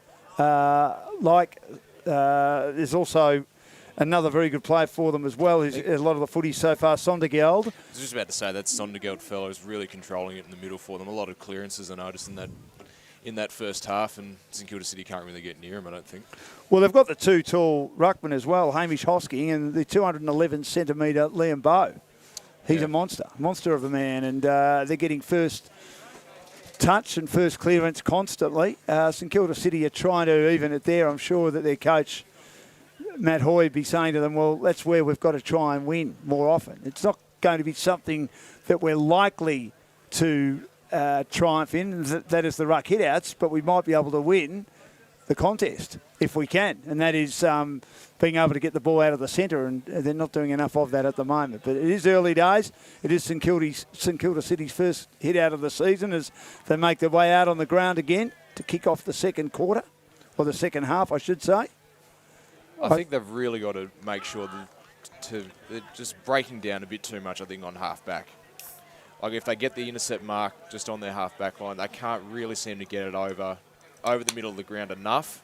And that one goal in that half probably really does, highlight that a fair bit. So it's really breaking down for them from half-back, towards the middle. Well, their defence has been pretty solid so far as well, Port Colts. So Neil haven't had to do as much work. He's having a good battle with Edwards, who, well, is showing the example of someone, he might be fit, that hasn't played a lot of footy. And Dane Swan's the same too. We know that he's a great player and he'll be very handy to this side, and he is pretty fit. But how match fit is he? I mean, that's the question. How match fit is he, Christian? I mean, he'll need to play a bit more footy, I think, before he becomes more match fit. I think that'll take a bit of time. But it'll be interesting to see how he contributes along as the match goes. But it's been a good half of footy. 3-9-27 to 1-6-12. 15 points on the HP and CP Electrical. Have you always wanted a commentator, or is it something you've just sort of got interested in recent times? Oh, look, as a kid growing up, I certainly, admired, your Anthony Hudsons and your Stephen Quartermains, on Channel 10 back in the day, and thought, that would be a wonderful career. And, if I can get the chance to, up my skills, I'll take it. So hopefully this can lead to something. Well, I've always been keen on teaching the young guys how to do it. Whether I do it properly remains to be seen, but we'll see what happens in this second half.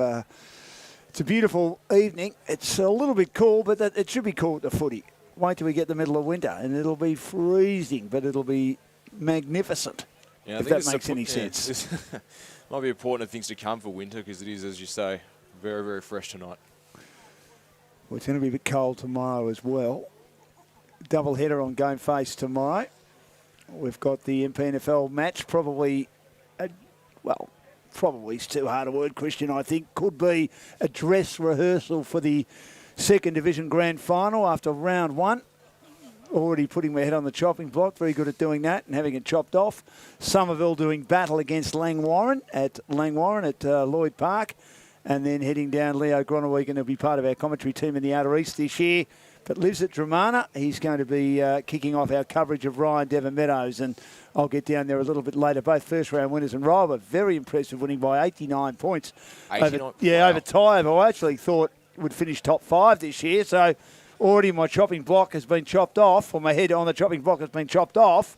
I know, again, it's round one, but Rye were very impressive last week, and they take on Devon Meadows, who played their opening round a couple of weeks ago. And I know in a few weeks' time we'll have Brett Delidio playing a few matches for them just to try and increase the coffers, the financial coffers, which, like all football clubs we know, Christian, had a very, very quiet year last year because of the pandemic, and many of them almost went to the wall. They did well to survive. And now they're ready to go. And we saw last weekend how warm it was. It was a hot weekend. And I reckon that the football gods were smiling on the local football clubs that played their opening round matches and were hosting opening round matches on Easter Saturday and Good Friday, Christian, because of the fact they were hot. It wasn't great for the footballers. It was a hot day. And the beer tents, mind you, at Sorrento, they only had one beer tent. They should have had 2 or 3 in different parts of the ground. They had a magnificent day, and it would have certainly helped them. Wouldn't have got all their money back that they would have lost from last year, but it would have contributed to it, no doubt. It's going to probably take a while for some of those clubs to rebound off the back of what was really tough year for local footy amongst a lot of other, businesses with COVID. But, we're sure this year, with the league sort of kicking back up again, that they'll be on their feet in no time. We hope so. We just look at the crowd here tonight. It's 4, 5, 6 deep in front of the social club rooms, behind the goals at the Elwood end, behind the goals at the Luna Park end of the ground. As you know, this ground's tucked away just behind the iconic Luna Park in St Kilda, in between St Kilda and Elwood. And even behind us here in the van, there's quite a few people tucked away too. So it's a great crowd. Two teams based on the northern side of the league, the most northern teams. Wonderful rivalry between them. And looking forward to seeing what the second half brings. 15-point lead on the HP and CP Electrical scoreboard. Paul Amy about to rejoin us as well. Going forward straight away, but O'Neill does well to knock it away from Edwards. He charges after it again for Port Colts in the middle of the ground. DeLuca gets a hand pass out to Taylor. A handball out to McCarg. Another one to Brune, who's brought down on the outer side. He gets a scrubby kick towards half forward, and it goes out of bounds, and it'll be thrown back into play. And Swan, I think, starting straight in the middle for St Kilda City. Hopefully gets a bit more of the ball for them, because they need, as many inside 50s as they can to try and generate, some more goals. Just the one on the board so far. Boundary throw-in. Bo taps it down. Emerging with it, Mason gets the hand pass out to Potts. Potts very good when he receives the footy, driving inside 50. No mark taken on that occasion by Toby Green's brother Ed. Ball's at ground level. Now it comes out to Ed Green again. Ed Green kicks towards half forward off the side of the boot. There's the big fella O'Neill who fists away. It's at ground level again. Oh. Beating one, beating two. Brought down late. He did well to get his boot to ball for Molo, but eventually goes out of bounds in the outer forward pocket. There's very good sort of evasion there from Marlow. You just couldn't quite get that balance right to probably set him in a good position to shoot there, I reckon, but took the unselfish option to try and hit up Edwards in the pocket, but didn't quite work. Yes, he got dragged down late, didn't he? Boundary throw, and Big Bo is there. Tapped down by Lafoe, did well, giving away a lot of height. Taylor at the drop of the footy, kicks towards half-back for Port Colts. St Kilda City, though, have the number, starting to get a lot more of it, but it's turned over again. They're on the charge around the outer side. Clark gets a hand pass out.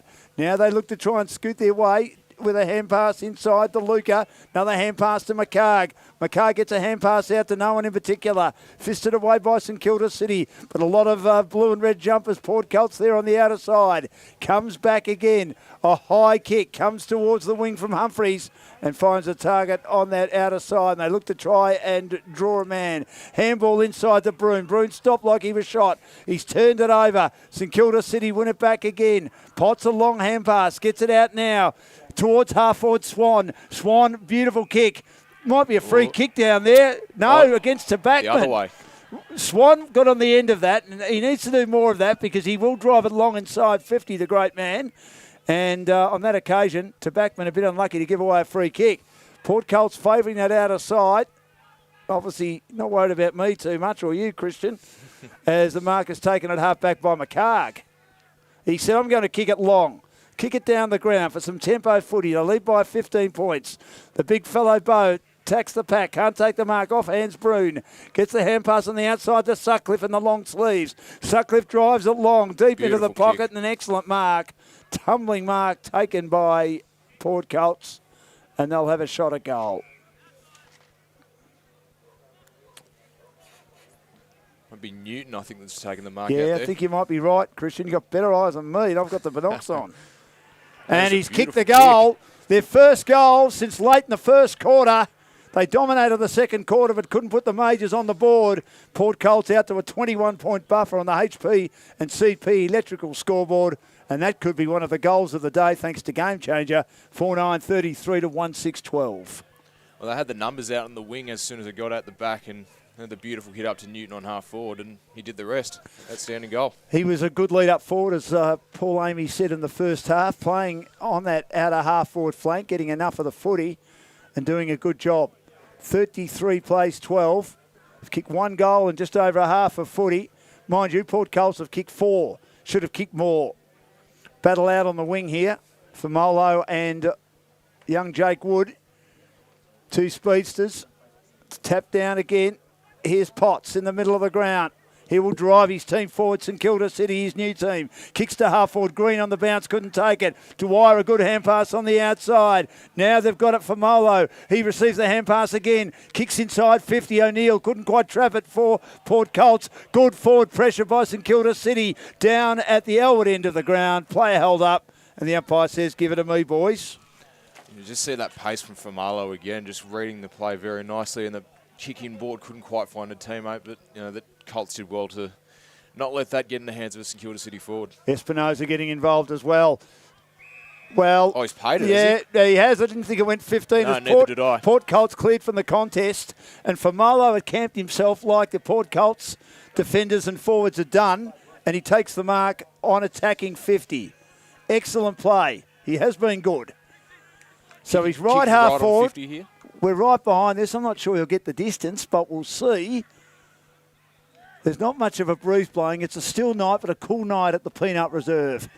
So he'll kick from 50 metres. It's a good-looking kick off the boot. He salutes the crowd, which is about 7, 8, 9 deep in the social club rooms. Maybe not that big. Put a bit of mayo on that gentleman. But anyway, we are painting a picture. And that is a very, very important goal. 4-9-33 Port Colts. St Kilda City, their second goal. 2-6-18 on the HP and CP Electrical Australia scoreboard. I tell you, if anyone has deserved a goal, it is Famalo in this second half. He's really provided a spark in the midfield for St Kilda City, and he's looked very dangerous. And that was a hell of a roost, a fantastic kick, and keeps them in touch. Sure does. The foe giving away a lot of height and strength in the ruck against Bow, but making a contest. Got a good leap on him. He wins it down, and then he goes and wins the footy himself. He shakes the tackle. Well done. Drives to half forward, and an excellent mark taken by Esposito. The movie star name, Eduardo Esposito, kicks it out wide, and a mark at half forward to Potts, who's starting to get used to the style of footy and the pace of footy, but he's turned it over a couple of times. His kick doesn't find the target. Cleared out of defence by Port Colts towards the wing. No mark taken. Waiting down at the back, trying to pick the footy up was Clark, and Clark had the don't argue presented to him, and there's a bit of pushing and shoving right in front of our commentary position. Marley Williams of Port Colts, he might be targeted a bit, and an opponent was certainly having a crack at him. Marley Williams letting him know about it too. And that's the captain, Josh Cochran of St Kilda City. Boundary thrown in front of our commentary position. Tapped down by Hosking. He goes after it again. And his teammate runs into trouble, runs into teammates Brune, and is penalised for holding the ball. Lafoe handballs to Potts. Takes the hand pass behind and now will drive. He's turned it over a bit tonight, Luke. He kicks inside 50. No mark taken. O'Neill's at the front. He gets accosted. Picked up by Green on the left boot. It was a, nothing sort of kick as he tried to kick across the face a bit. Goes nowhere in a hurry. Still at centre half forward for St Kilda City. And now they'll clear out of defence again. Good play, Sutcliffe, as they kick down the line and the mark is taken on the wing. I think Green a bit too unselfish there. Could have very easily probably wheeled around and kicked a nice goal on the left, but chose to go in board and couldn't find any teammates. Clark handballs to Humphreys, who gave him the call from behind. He kicks down the line, close to the Port Colts coaching dugout. And a boundary thrown on the wing. Huge crowd on that outer side as well. Huge crowd. Almost as deep as it is on the social club rooms where our van is. 15-point lead on the HP and CP electrical scoreboard. Bow knocks it down again. Handball comes out. Mason, who's been terrific, gets it now to Niwan. Niwan kicks his team to half forward. Green had the ball fisted away as he tried to take the mark on his chest, and it goes close to the boundary thrown at half forward on the outer side. St Kilda City in attack again at the Elwood end. Fantastic spoil it was on Green there. That looked a certain mark, but outstanding defending. And you can smell the barbecue wafting in. It's magnificent. Got a party to go to later. I think we're having a barbie as well. Party at my age. They must be desperate to invite me. Trying to get out of trouble here. St Kilda City, a player bumped into an opponent, lost control of it. Lafoe might pick up a loose ball now on the up. He scoops it up close to the boundary. But unfortunately, his teammate Mason, who for mine has been one of St Kilda City's best, chopping off numerous Port Melbourne Colts forward thrusts tonight, he couldn't get hold of it. And Luke Potts wasn't far away as well. Boundary thrown on the wing on the outer side. Back into play, Bow there in the chop out, couldn't get involved. Nor could McCarg. He's just waiting outside. Number of players milling around the footy be thrown up. I must say. Paul Amy's back with us. Welcome back, great man. No, I was just going to say it. It was a great scene at half time, Dan. Community football, mate. They've got the barbecue going, bit of drink, lots of chat. It's a great spectacle. People are enjoying it. They're really enjoying being back to a game of local footy. Kick by DeLuca, inside 50. Perkins, I thought, was a bit unlucky. Was stripped of the footy and then penalised for holding the ball. And now they've got it on the outer side, St Kilda City, getting enough of it at the moment. 15 points down, nice kick, and a good mark. He read the flight superbly, young Ed Green. And a bit like his brother, he says, there's the mark. You stand there. I'm going back to have a shot at goal. He's got the lair. He's got a touch of class. He's got a touch of class, this lad. Yeah, bit of lair, bit of the flair, but his fundamentals are really strong. He's good in the air. Left half forward, 50 metres out. His shot at goal is sensational. Holy smokes. That'll pump the crowd up here at the Peanut Reserve. And they stay alive. Gee, do they stay alive. 3-6-24 as the Waddler comes back on the field. The 4-9-33, socks down. Didn't even know he had footy boots on. Thought he was just wearing runners. Wasn't sure it was actually him until I realised. I know that gate. Dane Swan, 9-point lead to St Kilda City. His team have kicked the last two on the HP and CP electrical scoreboard. And Christian, that was a ball burster. It most certainly was, and you were very kind on Perkins at the other end there, Dan. I thought plenty of time to get rid of the ball. Fair enough. He didn't. And, St Kilda City goes straight out the other end, and Port Melbourne may just be ruining those missed chances in that first half. As the great Gary Lyon says, Christian, in this industry, it's an opinion-based industry. Opinions are like backsides. I've cleaned it up a bit. We've all got one, mate. That's right, yep. So you're very entitled to your opinion. Your eyes will be better than mine. St Kilda City win it down again. Good hand pass came out from Lefania. Another hand pass out from Backman. They just shove it forward to half forward. They've got certainly a little bit of pep in this step now. Kick to half forward, and the mark taken by Famalo, though, as Paul Colts tried to clear. Famalo kicks St Kilda City inside 50. One-hander! Almost a one-hander, not quite taken. Was that the great man? It was Dane Swan with that big body on him. He wasn't far away, and it goes out of bounds. Wonderful pressure by St Kilda City. I think he's got the free Swan, kick. he's got the free kick. He gets the free kick. I think the ball went out of bounds on the full, and that would have been a spectacular mark. Would have been our mark of the day, thanks to Frankie Media, no doubt about that. And only he, with his strength, Paul, could have got near that. They've really found their voice as St Kilda City supporters. He's hard on the boundary. It's coming back, but not enough, and it hits the outside of the right goalpost at the Elwood end of the ground. It just stopped a bit here at the moment, Paul Colts. Probably a case too of St Kilda City lifting. They've really notice they've won a lot of the 50-50 balls. 25 plays 33. HP and CP scoreboard mark dropped by St Kilda City. Handball received by Wood from the big fella Hosking. Kicks to half forward. Now they've got it. Chance for Clark. Runs around on the left. Kicks long inside 50. But the St Kilda City defence, which has been unsung tonight, Mason does again, well. Dan. Yeah, Mason magnificent. Got it. Out to his teammate who takes the mark at half back, and they'll bring it down the line again. This is good footy. Lefania. And he found O'Hare. O'Hare now to Potts, who marks on his chest. Kicks too close to his opponent, who smothers it, puts it over the boundary. Fantastic smother And by that was Sondergaard. that was a great smother, of course, by Sondergaard, who was magnificent on that occasion, came across his path. Potts probably could have got the hand pass out. Still finding his way a bit, Luke, but getting a lot of it in this quarter. So we can see now, he's issuing instructions. Playing on DeLuca at the moment. Boundary throw-in on the wing. Not a great boundary throw-in.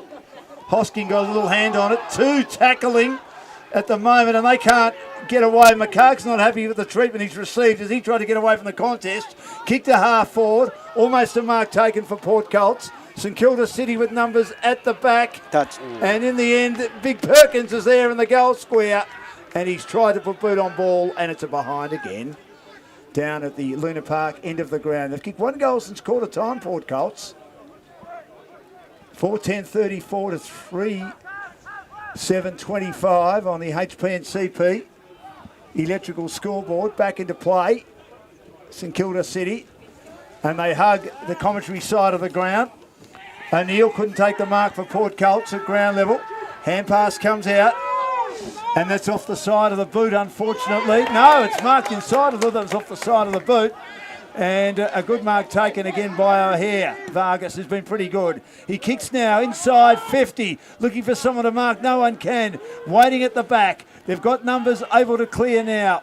Good little left foot kick. Oh, but it's turned over as it went straight down the middle of the ground.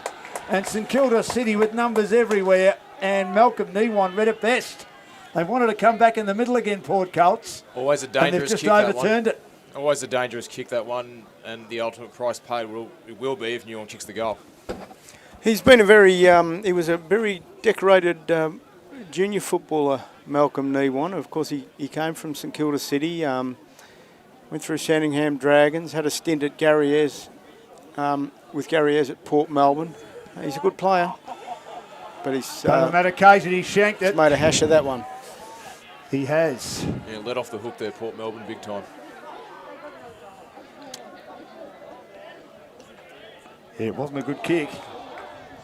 But again, they're doing really well to keep it within their attacking 50. Ball's on the outer side of the ground. Port Colts try and clear it. A high ball. No one can take the mark. It's off hands and out of bounds again in front of our commentary position. That was Eli Newton who turned that over, unfortunately. Went for the kick straight down the middle from the back pocket. Yeah, they're always risky, those kicks, They are. Into the middle, and lucky for him, Newham missed it. Tap down again, tight contest. McCarg not able to get his hand on the footy. Niwan pushes forward again, and there might be a free kick this time. And it will go to St Kilda City once more. They're getting all the free kicks now, which Port were getting in the opening half, but the turnover is not great. Good mark. Newton again, Dan. Yep, it is. Eli Newton, he kicks down the line. Mark taken by Clark at half back in the long sleeves. He's saying I'll kick it long, and he does. A bit too long, I think. Far too long out of bounds on the full, so they just can't. They're just, at the moment, being tucked in on that outer wing, playing into St Kilda City's hands, who kick towards half forward, almost a big mark. Off hands, no one can take a big bow. Well, he didn't know his limitations and had the kick run down as he received it off the pack. Probably should have gone for a hand pass. Yeah, just at the big old air swing, the big fella. It was, yep. Throwing up between wing and half forward. St Kilda City into attack at the old end of the ground. Quick kick comes out of the pack again. But in the road, Swan drive his team forward. Inside 50, big mark. One of the marks of the day. Max Smith-Russell. And Russell takes the mark. He kicks towards half forward. Max Mitchell-Russell, half back for his team. And once again, it's not taken cleanly, and it'll be thrown up once more. Looking to take it on that occasion was Jackson Brown. Bow wins it down. McCarg, they're holding on to him at all occasions here. They've really closed him down, not making it easy for him, Paul, to get an easy possession. Try to roll along the turf around the outer side.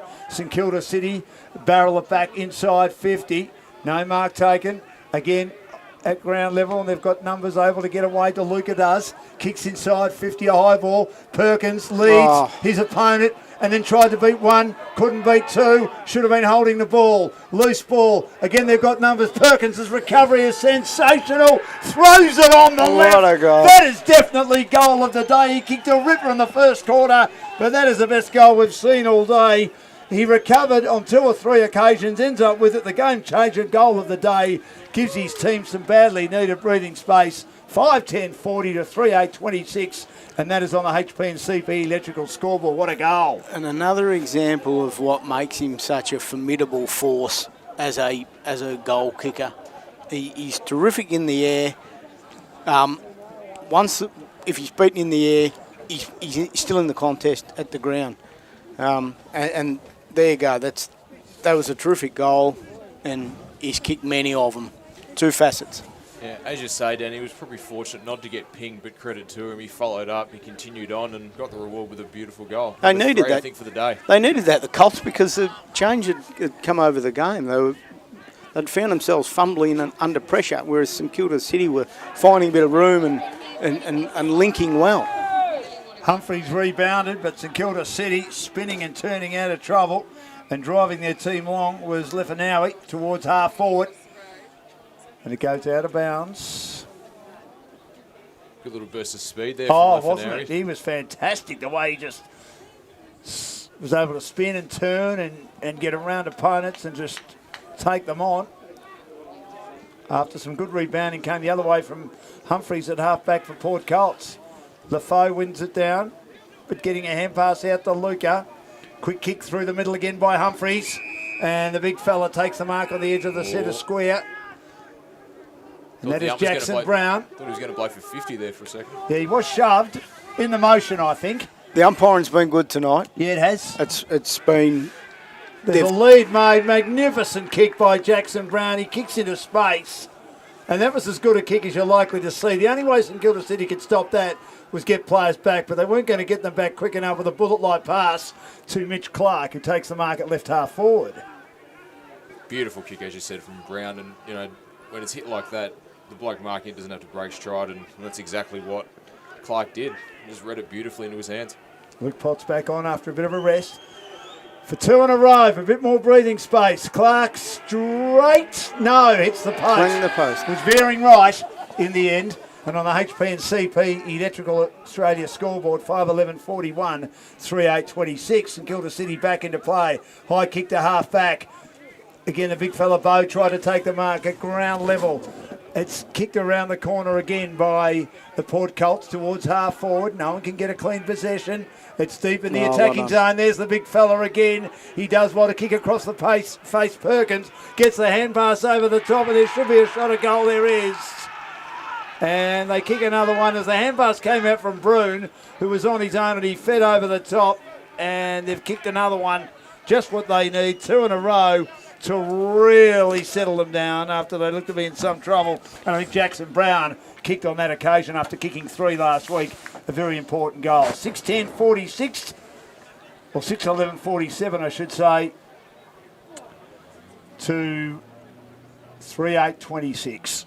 Back to 21 points. It's a really good burst of speed, I think, from Marley Williams just on half forward there to really get the ball deep in there for Port Colts. And it looked like it was, you know, that high kick would have made their fans nervous, but thankfully it went straight through.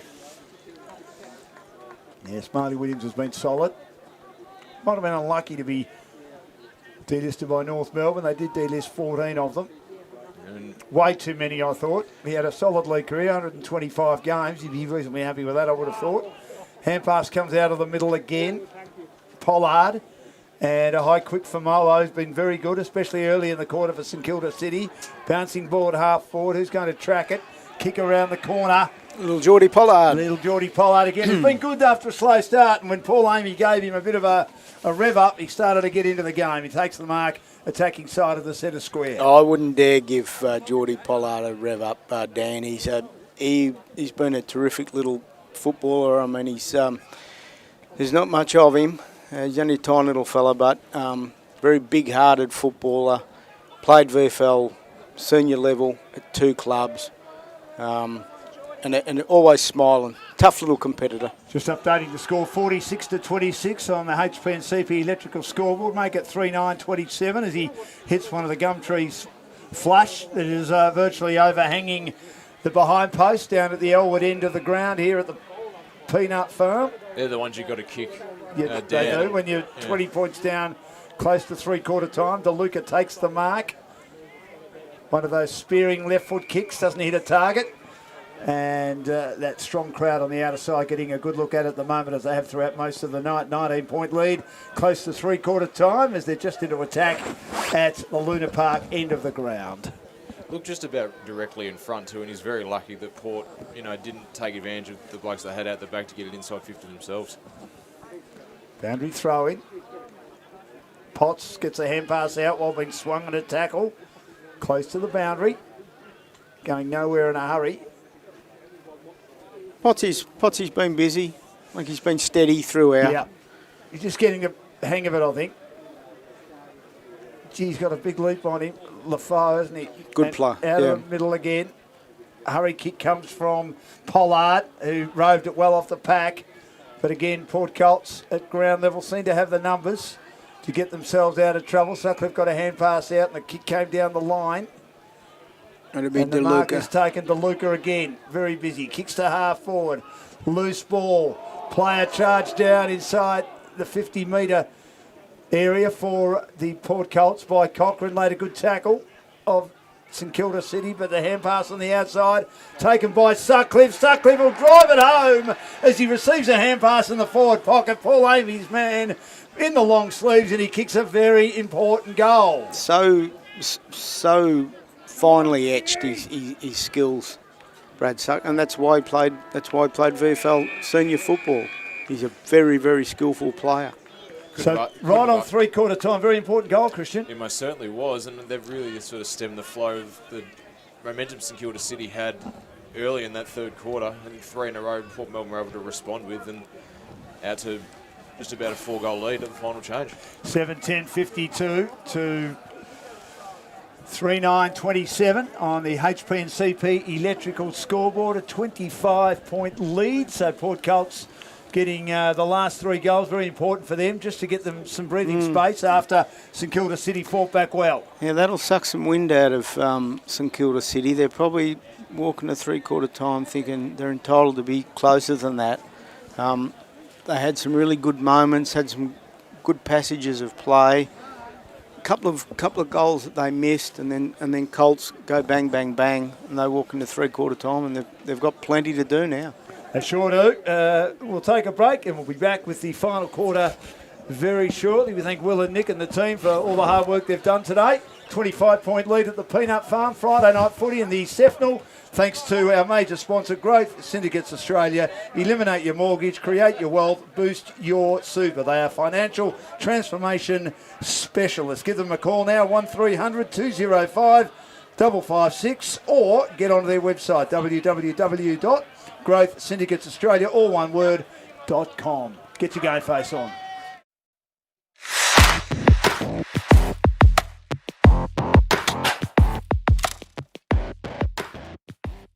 Do you want your business to grow and be recognised within community sport? Would you like to expand your business reach and branding across metropolitan Melbourne and the Mornington Peninsula? With an average reach of 50,000 people weekly across our social media accounts, an average of 100,000 monthly impressions on our digital record app, GameFace can help promote and feature your business across all of our channels. Keep in the loop with existing customers and reach out with new ones via our social media content. Here, we can place your branding on graphic design content, action photography, player interviews, even witness your branding appearing on live stream broadcasts. We can also create and curate advertisements for your business to host on your social media channels as well as ours. You can be featured in EDM newsletters, have space featured on our record app, on website, and much, much more. Our packaging tiers are affordable enough to help your business experience the GameFace touch. So get in contact with us to see how we can help you.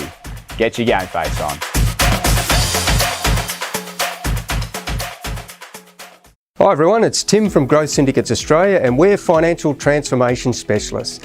Our clients are eliminating their mortgage in a much shorter period of time, creating more wealth and boosting their super. This is all done without impacting their lifestyle.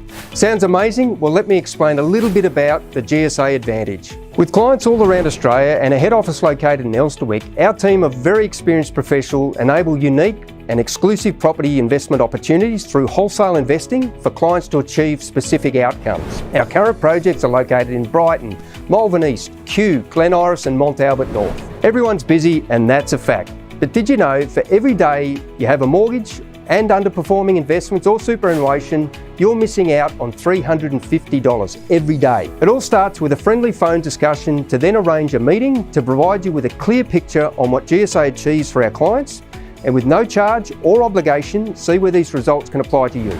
So check us out at growthsyndicatesaustralia.com. Give us a call on 1300 205 556. I'd love to have a catch-up coffee with you at your place or our office. See where GSA can improve your financial position.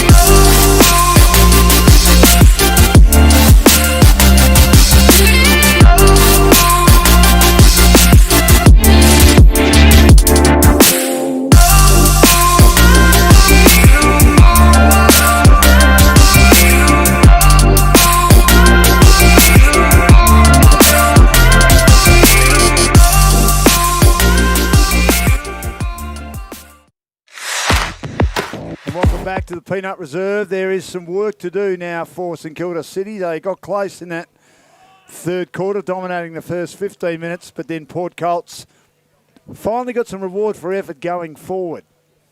And they thoroughly deserve their lead at three-quarter time. And it's been a good performance from them as they're right on top now. 8-10-58 to 3-9-27. So the lead's out to 7-10-52 to 3-9-27 on the HP and CP Electrics of Australia scoreboard. Yeah, they really weathered the storm, didn't they, Port Colts? St Kilda City had all the momentum sort of in the first parts of that third quarter, just couldn't quite, put the score on the board, and, they were made to be punished. And particularly that last one with about right on three-quarter time, really is going to make it difficult for St Kilda City in this last quarter. Well, it is. I mean, they need a bit more from their forwards. Aaron Edwards has just looked a little bit out of sorts. Just can't get into the game. Well, that's right. I mean, it might also be, you could say that other players are playing well for St Kilda City and they haven't played any footy either. They've played practice matches, but they haven't played footy at this level. The intensity. Port Colts have got a game under their belt, even though it was a 108-point thrashing of Oakleigh Districts last week in warm conditions. So they've already had the chance to play a match for premiership points. But Aaron Edwards is just showing signs. We know he's a fine player and played a lot of footy over a long period of time.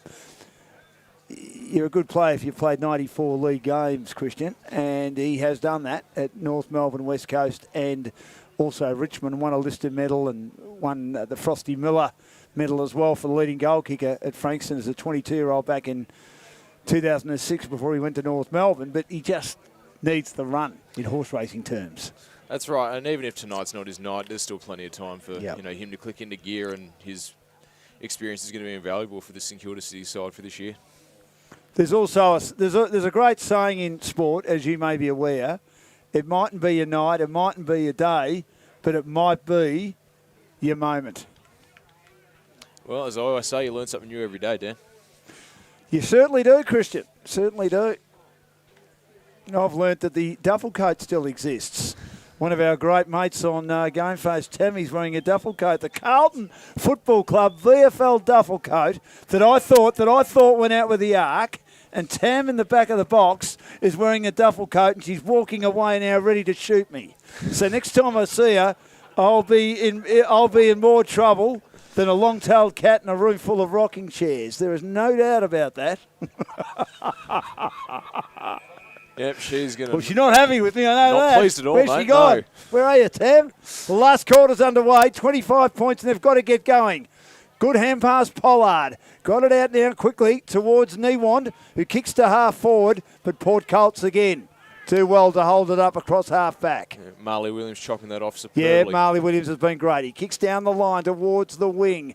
No mark taken on that occasion by Clark. That's Mitch Clark for the Port Colts. And now they win it back again through Lefenai at St Kilda City. Inside 50, big pack forming, goes to ground and almost kept alive, but unable to keep it alive on that occasion for St Kilda City.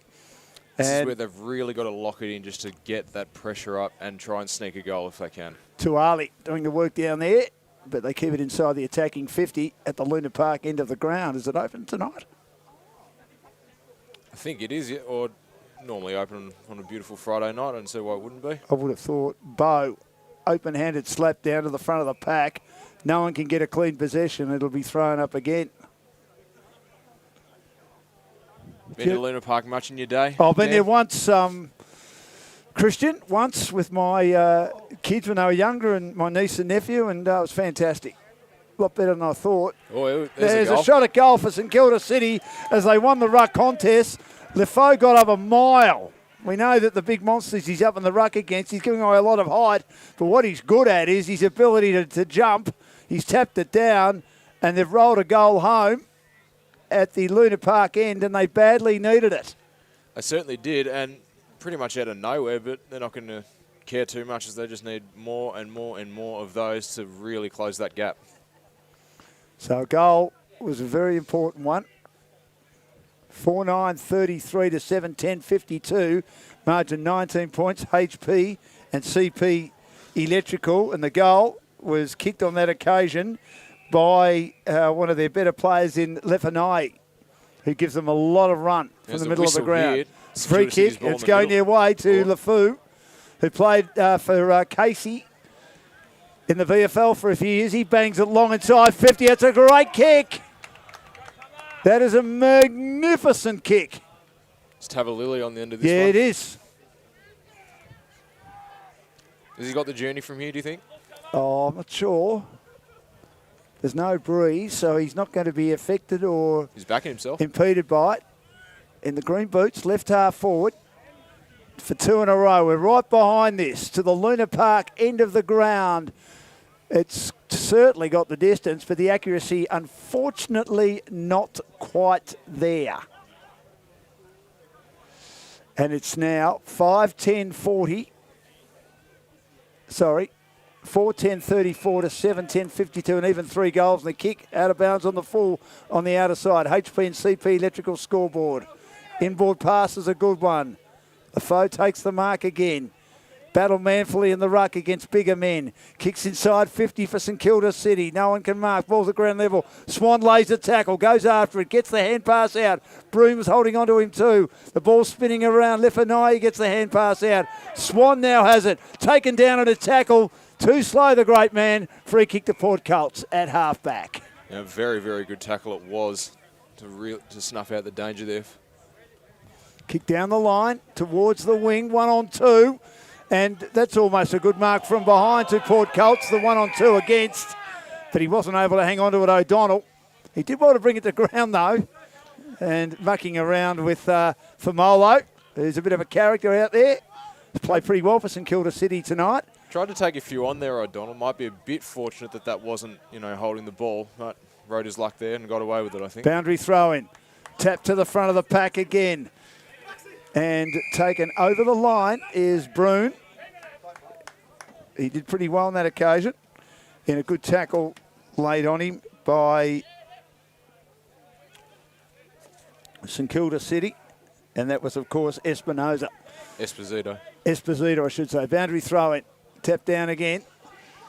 Here's Potts. Shoved off the footy. Quick kick into packs. Handball comes out.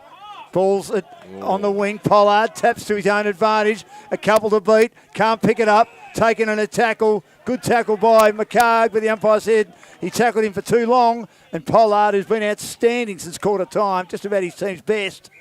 After he got the rev up from Paul Amy in the GameFace commentary box, kicks down the line towards half forward. The big fella's down there, Bo. Should have taken the mark. When the ball hits the ground, he picked it up quite nicely and then was taken in a tackle over the boundary. Good dexterity by the 211-centimetre Jesse Bow of Port Melbourne Colts, who are 3 goals up on the HP and CP Electrical scoreboard. Back into play again. Tap down to the back. Taken in a tackle, Pollard, going nowhere in a hurry. They're at half forward at the Luna Park end of the ground. Paul Amy about to rejoin us again. I just thought the a commentary on the umpiring tonight, Dan. I think they've done pretty well. I think they've done superbly well. They've just paid the obvious. They haven't gone looking for anything. What's in front of them, they've interpreted, and they've interpreted pretty well. I think it's been terrific, the umpiring. See, I thought young Yateman was about to be crunched then because he backed into a pack and the Elephants were coming as Aaron Edwards turns it over. Taken by McCarg. McCarg kicks towards half forward. No mark taken. Ball's on the outer side of the ground. Good contest when the ball goes to ground level. And he had 2 or 3 to beat for the St Kilda City team, Christian Middleton. And he may get a free kick for a shove in the back right in front of one of the many gum trees that make their home on that outer side here at the Peanut Reserve. The kick was a little bit risky, dangerous. But he went back and found a target in Vargas. Vargas kicks down the line again, a handball now. Pollard got it to his teammate Dwyer, who kicks inside 50. No mark taken, off hands and out of bounds deep in the forward pocket at the Luna Park end of the ground as they press once more. 3 goals behind. The only goal of the last quarter going St Kilda City's way. Port Colts 7-10-52 to 4-10-34. The great man Luke Potts looks a bit gassed out there. His first run for 18 months. He'll be right though. How'd you be if you were Lewis Mildenhall for Port Melbourne Colts today, Dan? He looks to his left and he finds himself playing on the Great Dane Swan. He's doing a good job though. We haven't had to call him much because he just knocks away and he's a very reliable player. Great cricketer too, as we know. Trying to clear out of defence once more with Port Colts. St Kilda City attacking hard, knowing this might be their last chance, but trying to take on the field with Lafoe. He's given away a free kick. Not happy about it too. He thinks he was a bit hardly done by there. Maybe. Taylor kicks it defensively. So quick kick towards the wing on the outer side. No mark taken. Ball's off hands. Port Colts have got the numbers around the outer side to Luca, but he turns it over as well. Waitman now up to half forward. Yep.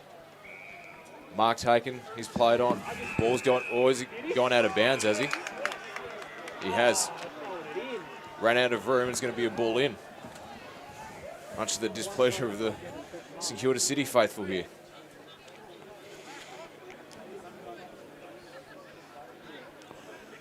Making his debut on GameFace, Christian Lagasse. Great to have him with us tonight. This is where St Kilda City really need to pile on this pressure and find another goal.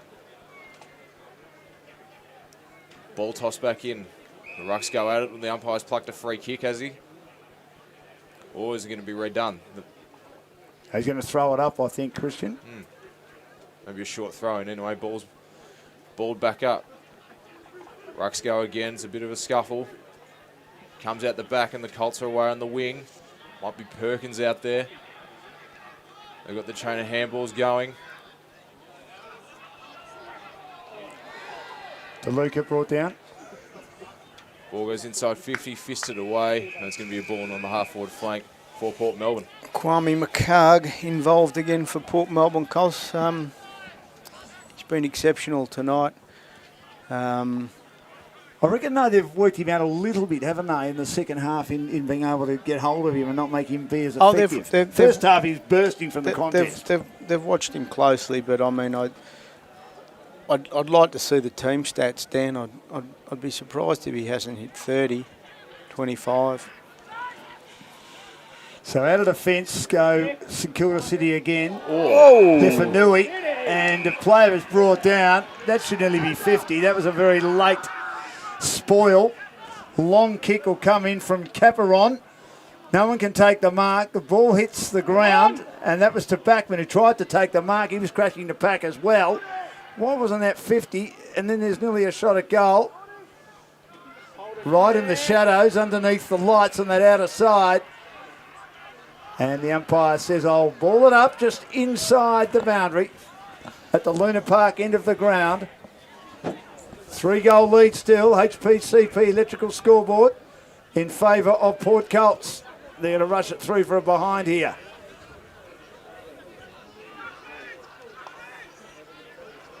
Through Humphreys. 17-point lead. Mildenhall back into play. Kicks it straight down the ground. High kick. Bouncing ball. Made plenty of meterage. Good hand pass comes out. Now they've got a chance to get going. Quick kick around the corner. O'Hare, I've been impressed with him tonight. Finds Caprian, who's had a couple of possessions in the last couple of minutes. And he finds a target on the outer wing. High kick, inside 50. Tallulah did well to get it to within the attacking 50, and then there's a shot at goal from ground level. Very important goal for St Kilda City. Picked up, making something out of nothing, and they managed to stay in touch. Keeps him afloat. Gives him a little bit of heart. Tallulah did well at ground level to pick it up. It was Famolo that actually drove it in long, and he was there at the feet of the forwards. He's a tallish man and rode it nicely. So they just stay in the match. They needed that. 5:10:40 to 7:10:52 on the HP and CP electrical scoreboard.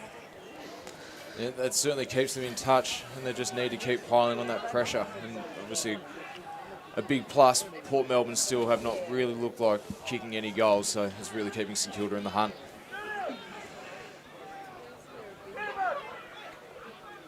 Swanee's come up to a wing here, Dan. What's happened here?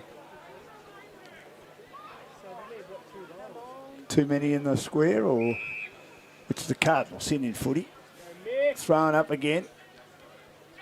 And gee, Dwyer lays a good tackle, doesn't he? On McCarg. Yeah, very, very strong tackle, that one. Ball up again. Still very tight. St Kilda bring it away. Couldn't quite get the clearance. Comes out the back. Lafoe kicks it out wide. McKelty Lafau's given the St Kilda City side a lot of drive in this second half. His strength, I mean, he's 195 centimetre. He's effectively a ruck rover. He's giving away 16 centimetres to Bo, Paul. He's an old-fashioned ruck rover, Dan. He rucks and then he roves. Like Don Scott. Clark with the footy for Port Colts on the outer side. Kicks inside 50. Dwyer does well to rove the pack. And also roving it towards the goal square. It was Perkins again on that occasion for Port Melbourne. Just couldn't quite get the elevation enough to get it into the big fella there. And here's a go. Stefanui, beautiful kick, and he finds the man who's kicked the last goal. Tallulah, he kicks inside 50. Again, no mark taken. They've got the numbers at the drop. And Marley Williams. Yeah, Marley Williams has been very good He's tonight. played well on that left, hasn't he? Yeah. Clearing He kicks. received the hand pass. But again, one last chance here for St Kilda City. And there's a mark at half forward. Lafoe again, who's been great. Looking to play on. He'll take on an opponent. Steps around him comfortably. Drives his team inside 50. And there's a mark down there as he stepped around Louis Middleton. And a mark at half forward, of course, for Tallulah. He'll drive it long. It needs to come back a bit. Doesn't come back enough. Probably rushed the kick a bit. 7:10:52, 5:11:41. HP and CP electrical scoreboard. They've found a bit of kick here, haven't they, St Kilda City? Gee, another goal would make it interesting. Playing on now. As they'll clear out of the fence again. The mark is dropped, but it's picked up on this occasion by Eli Newton, but he turns it over. Well read on the interception just behind the wing by Green. Kicks St Kilda City now to half forward. And Tallulah's been outstanding in the last quarter with a goal and driving him constantly inside 50 is a big mark. That should nearly be paid. It's not paid. Loose ball at ground level. They're under the pump, the Port Colts. Quick hand pass comes out off the edge of the boot. Pollard! Here's our goal of the day, the game changer goal of the day. He received it on the outside, and the Paul Amy man puts his team right in contention on the HP and CP electrical scoreboard. We'll double check it. Porter struggled to score in the last quarter, 7:10:52, and St Kilda City 6:11:40, 6:12:48. Margin 4 points. 4 points. 4 points. Yeah, that was a terrific goal from Geordie. I must admit, I can't recall him knocking over too many goals at VFL level, Dan, but that was a cracker. Who did he play VFL footy with? He played at Casey and Frankston Dolphins, yeah. Came from the amateurs, maybe D. La. De La Salle. Well, but yeah, no, he's been terrific tonight. The Amateurs are away tomorrow. Can't wait for that as well. Most of the comps are starting out of east next week. Out of the middle again. 4-point lead. Port Colts under the pump. They need McCarg to get into it. He gets bumped off it a bit too easily on this occasion. Ball to be won in the middle of the ground, and it'll be won by St Kilda City. Whoa. What a hand pass that was.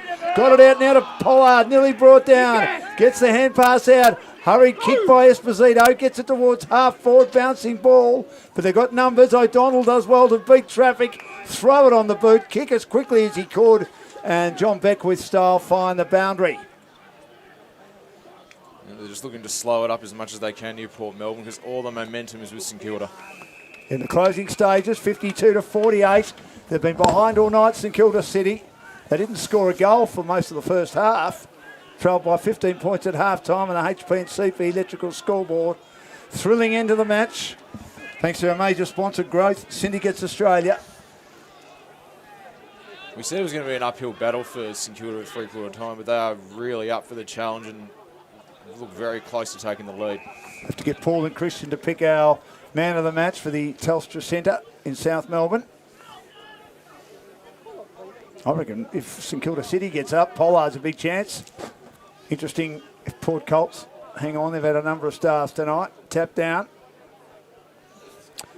And again, a big pack forming around the contest. Port Colts try and get away from it. McCarg wanting it on the outside. Handball comes out. Again, the tackling from St Kilda City. Brilliant. And a player got one high, and he'll come up with a free kick at half-back. This is Famolo with the footy. Famolo will go long. Going with the barrel, I He think. went with the big barrel. The big ball burst at a half-forward. Fisted away from behind by Milton Hall again. Ball's at ground level. Comes out, and he's going to get the free kick. Which way? St Kilda City again. I reckon Green has given them a contest all night.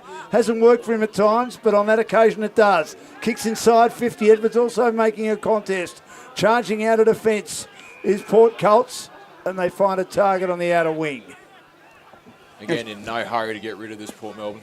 Just want to slow it down and eat more seconds off the clock. And the Colts defence has had to do plenty of work in the last quarter too, and it's done it pretty well.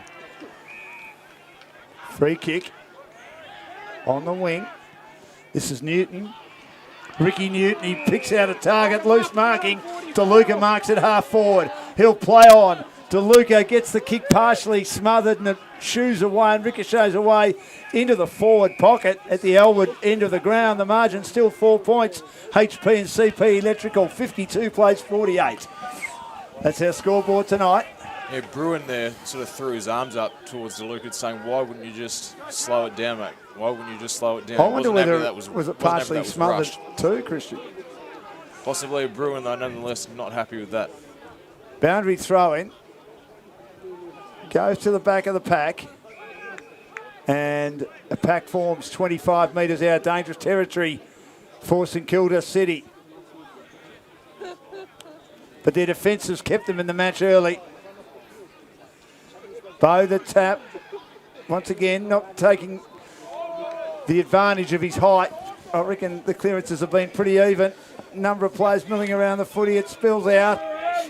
Hand pass comes out. Snap it. Goal by Clark. Doesn't have enough on it. There's a mark in the goal square though. Is that Perkins? Paid it, I don't think. He hasn't paid it? I think it's a ball up, yep. Just near the goal square. I think Perkins thought he might have had it. Jace Perkins wanted that. They need to rush it through. Can't be long to go. Can't be long to go. Famolo knocks it out. Picked up by Perkins again. A high up and under kick in the mine shaft. Famolo jumps high and fists it down again. They've got numbers everywhere. Off the edge of the boot. Snap it goal. Missing to the left-hand side by Clark. Another behind, and it's a 5-point lead to Port Colts. How long to go, Maybe Dan? one last hurrah. How long to Couldn't go? tell you, Paul. 7-11-53 to 6-12-48. Where's HP and CP Electrical scoreboard. Where's They timekeeper play on Michael quickly. Robinson when you need him? He kicks it down the middle of the ground, hit the boundary. It was Potts on that occasion. Tackle laid. Hand pass comes out from Liffanai. Does well. And then a hurried boot to ball from DeLuca towards half forward. Hooking ball back in towards the middle of the ground. Good play by Port Colts on this occasion. That came from Jackson Brown. But they'll run out of defence. Famolo was brought down. A wobbly kick made about 20 metres. It'll go near the boundary. Port Colts get it back again.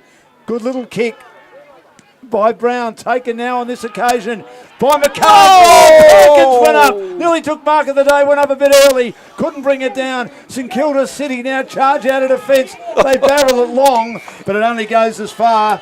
And half-back, the mark taken by Tyler Jones of Port Colts. In short again, and he finds a target. They can finish it now. Left foot, snap it, goal, misses. Another behind, that's 12 behinds. Newton on that occasion, I think, Dan. Had the chance to seal it, just couldn't quite. Yeah, it was him. He was on his own and he didn't steady from 40.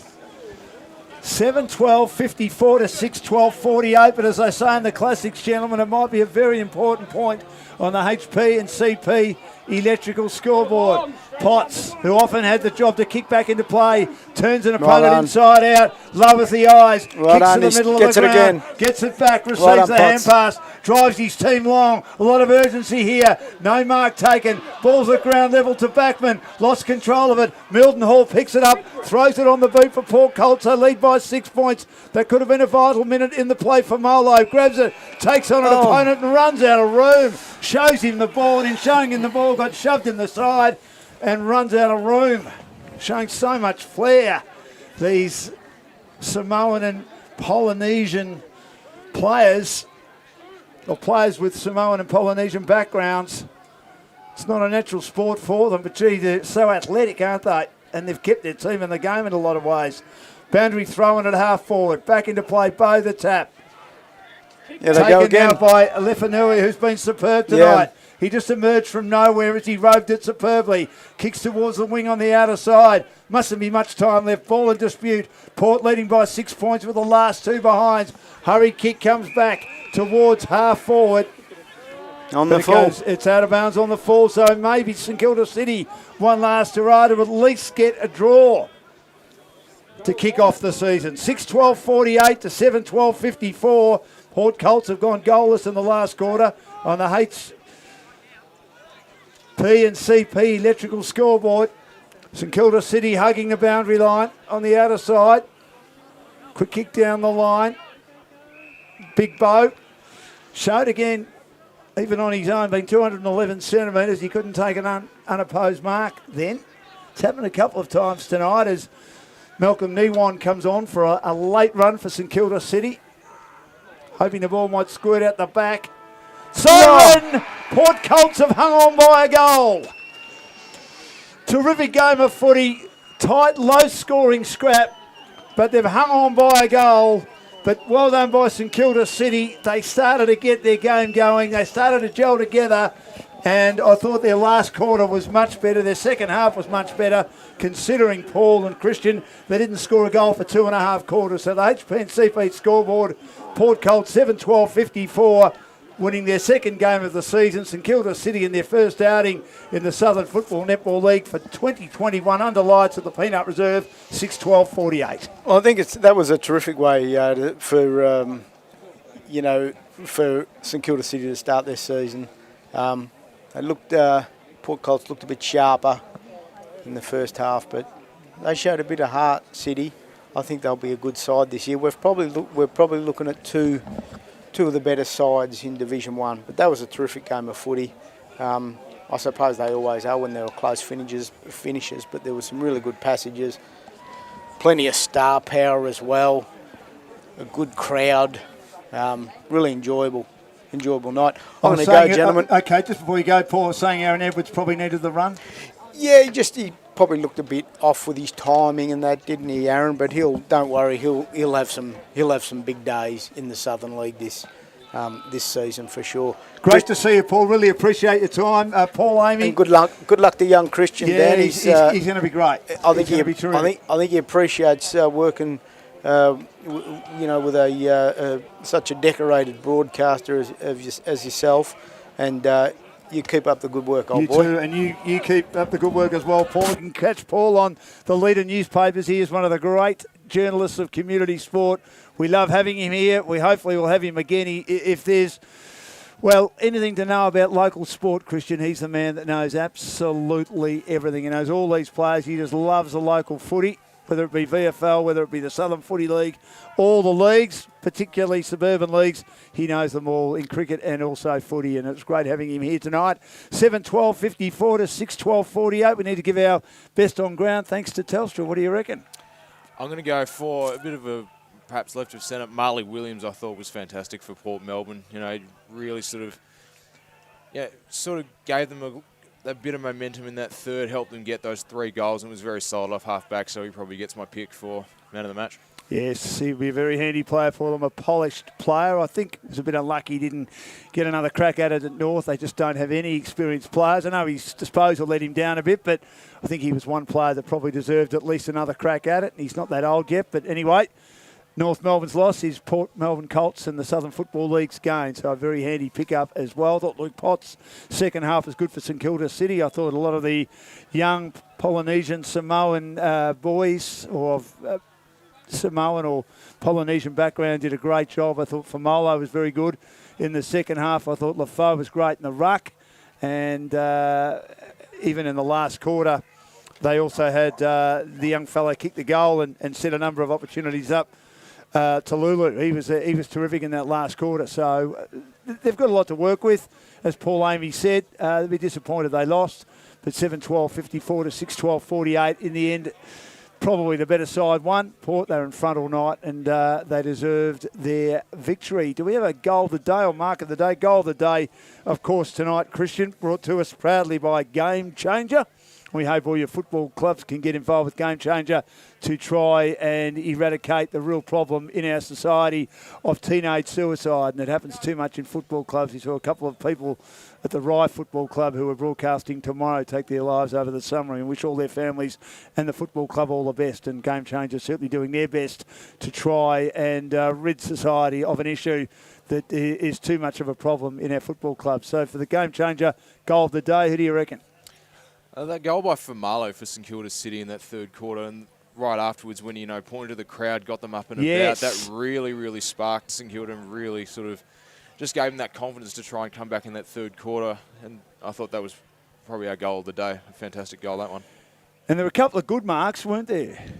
So, a couple of very good marks. We had, I think, Perkins. Thanks to Frankie Media. Yeah, Perkins took a couple of really good ones, early for Port Melbourne, and there was. Pardon me. And Brown and Clark, a lot of good marks taken tonight. I reckon Perkins, a couple in the first quarter, really Yeah, he was terrific, wasn't he? We also kicked a goal from one of them. He took a strong mark and then just ran around on his left and hooked over the shoulder. So that's our goal, our mark of the day. Thanks to Frankie Media. We thank our major sponsor, Growth Syndicates Australia. Tim and the team, you can give them a call on 1300 205 556. Or visit their website, www.growthsyndicateaustralia.com. Eliminate your mortgage, create your wealth, boost your super. Financial transformation specialist. So win by a goal. Plenty of footy on tomorrow. Double header for GameFace. We're down at Langwarrin and Somerville. Two of the teams fancy to do well in second division. Look forward to that game. The Jeff Wignall Ford match of the day. They've got branches at Hastings, Frankston and Mornington.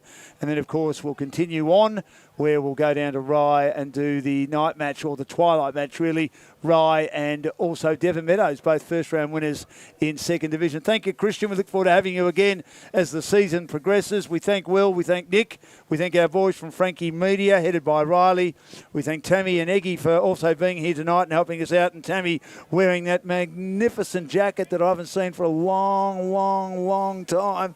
And she keeps having a look at me and saying, you're getting stuck into me. But I haven't seen those jackets that we used to wear at the football back in the 70s and 80s. And mind you, Tammy's nearly as old as me, so we'll say that she's been around a long time. The old duffel coat, as they say in the classics. Thanks, everyone. More football tomorrow. Enjoy the rest of your evening. A one-goal win to Port Melbourne Colts, 7-12-54 to 6-12-48, and get your game face on.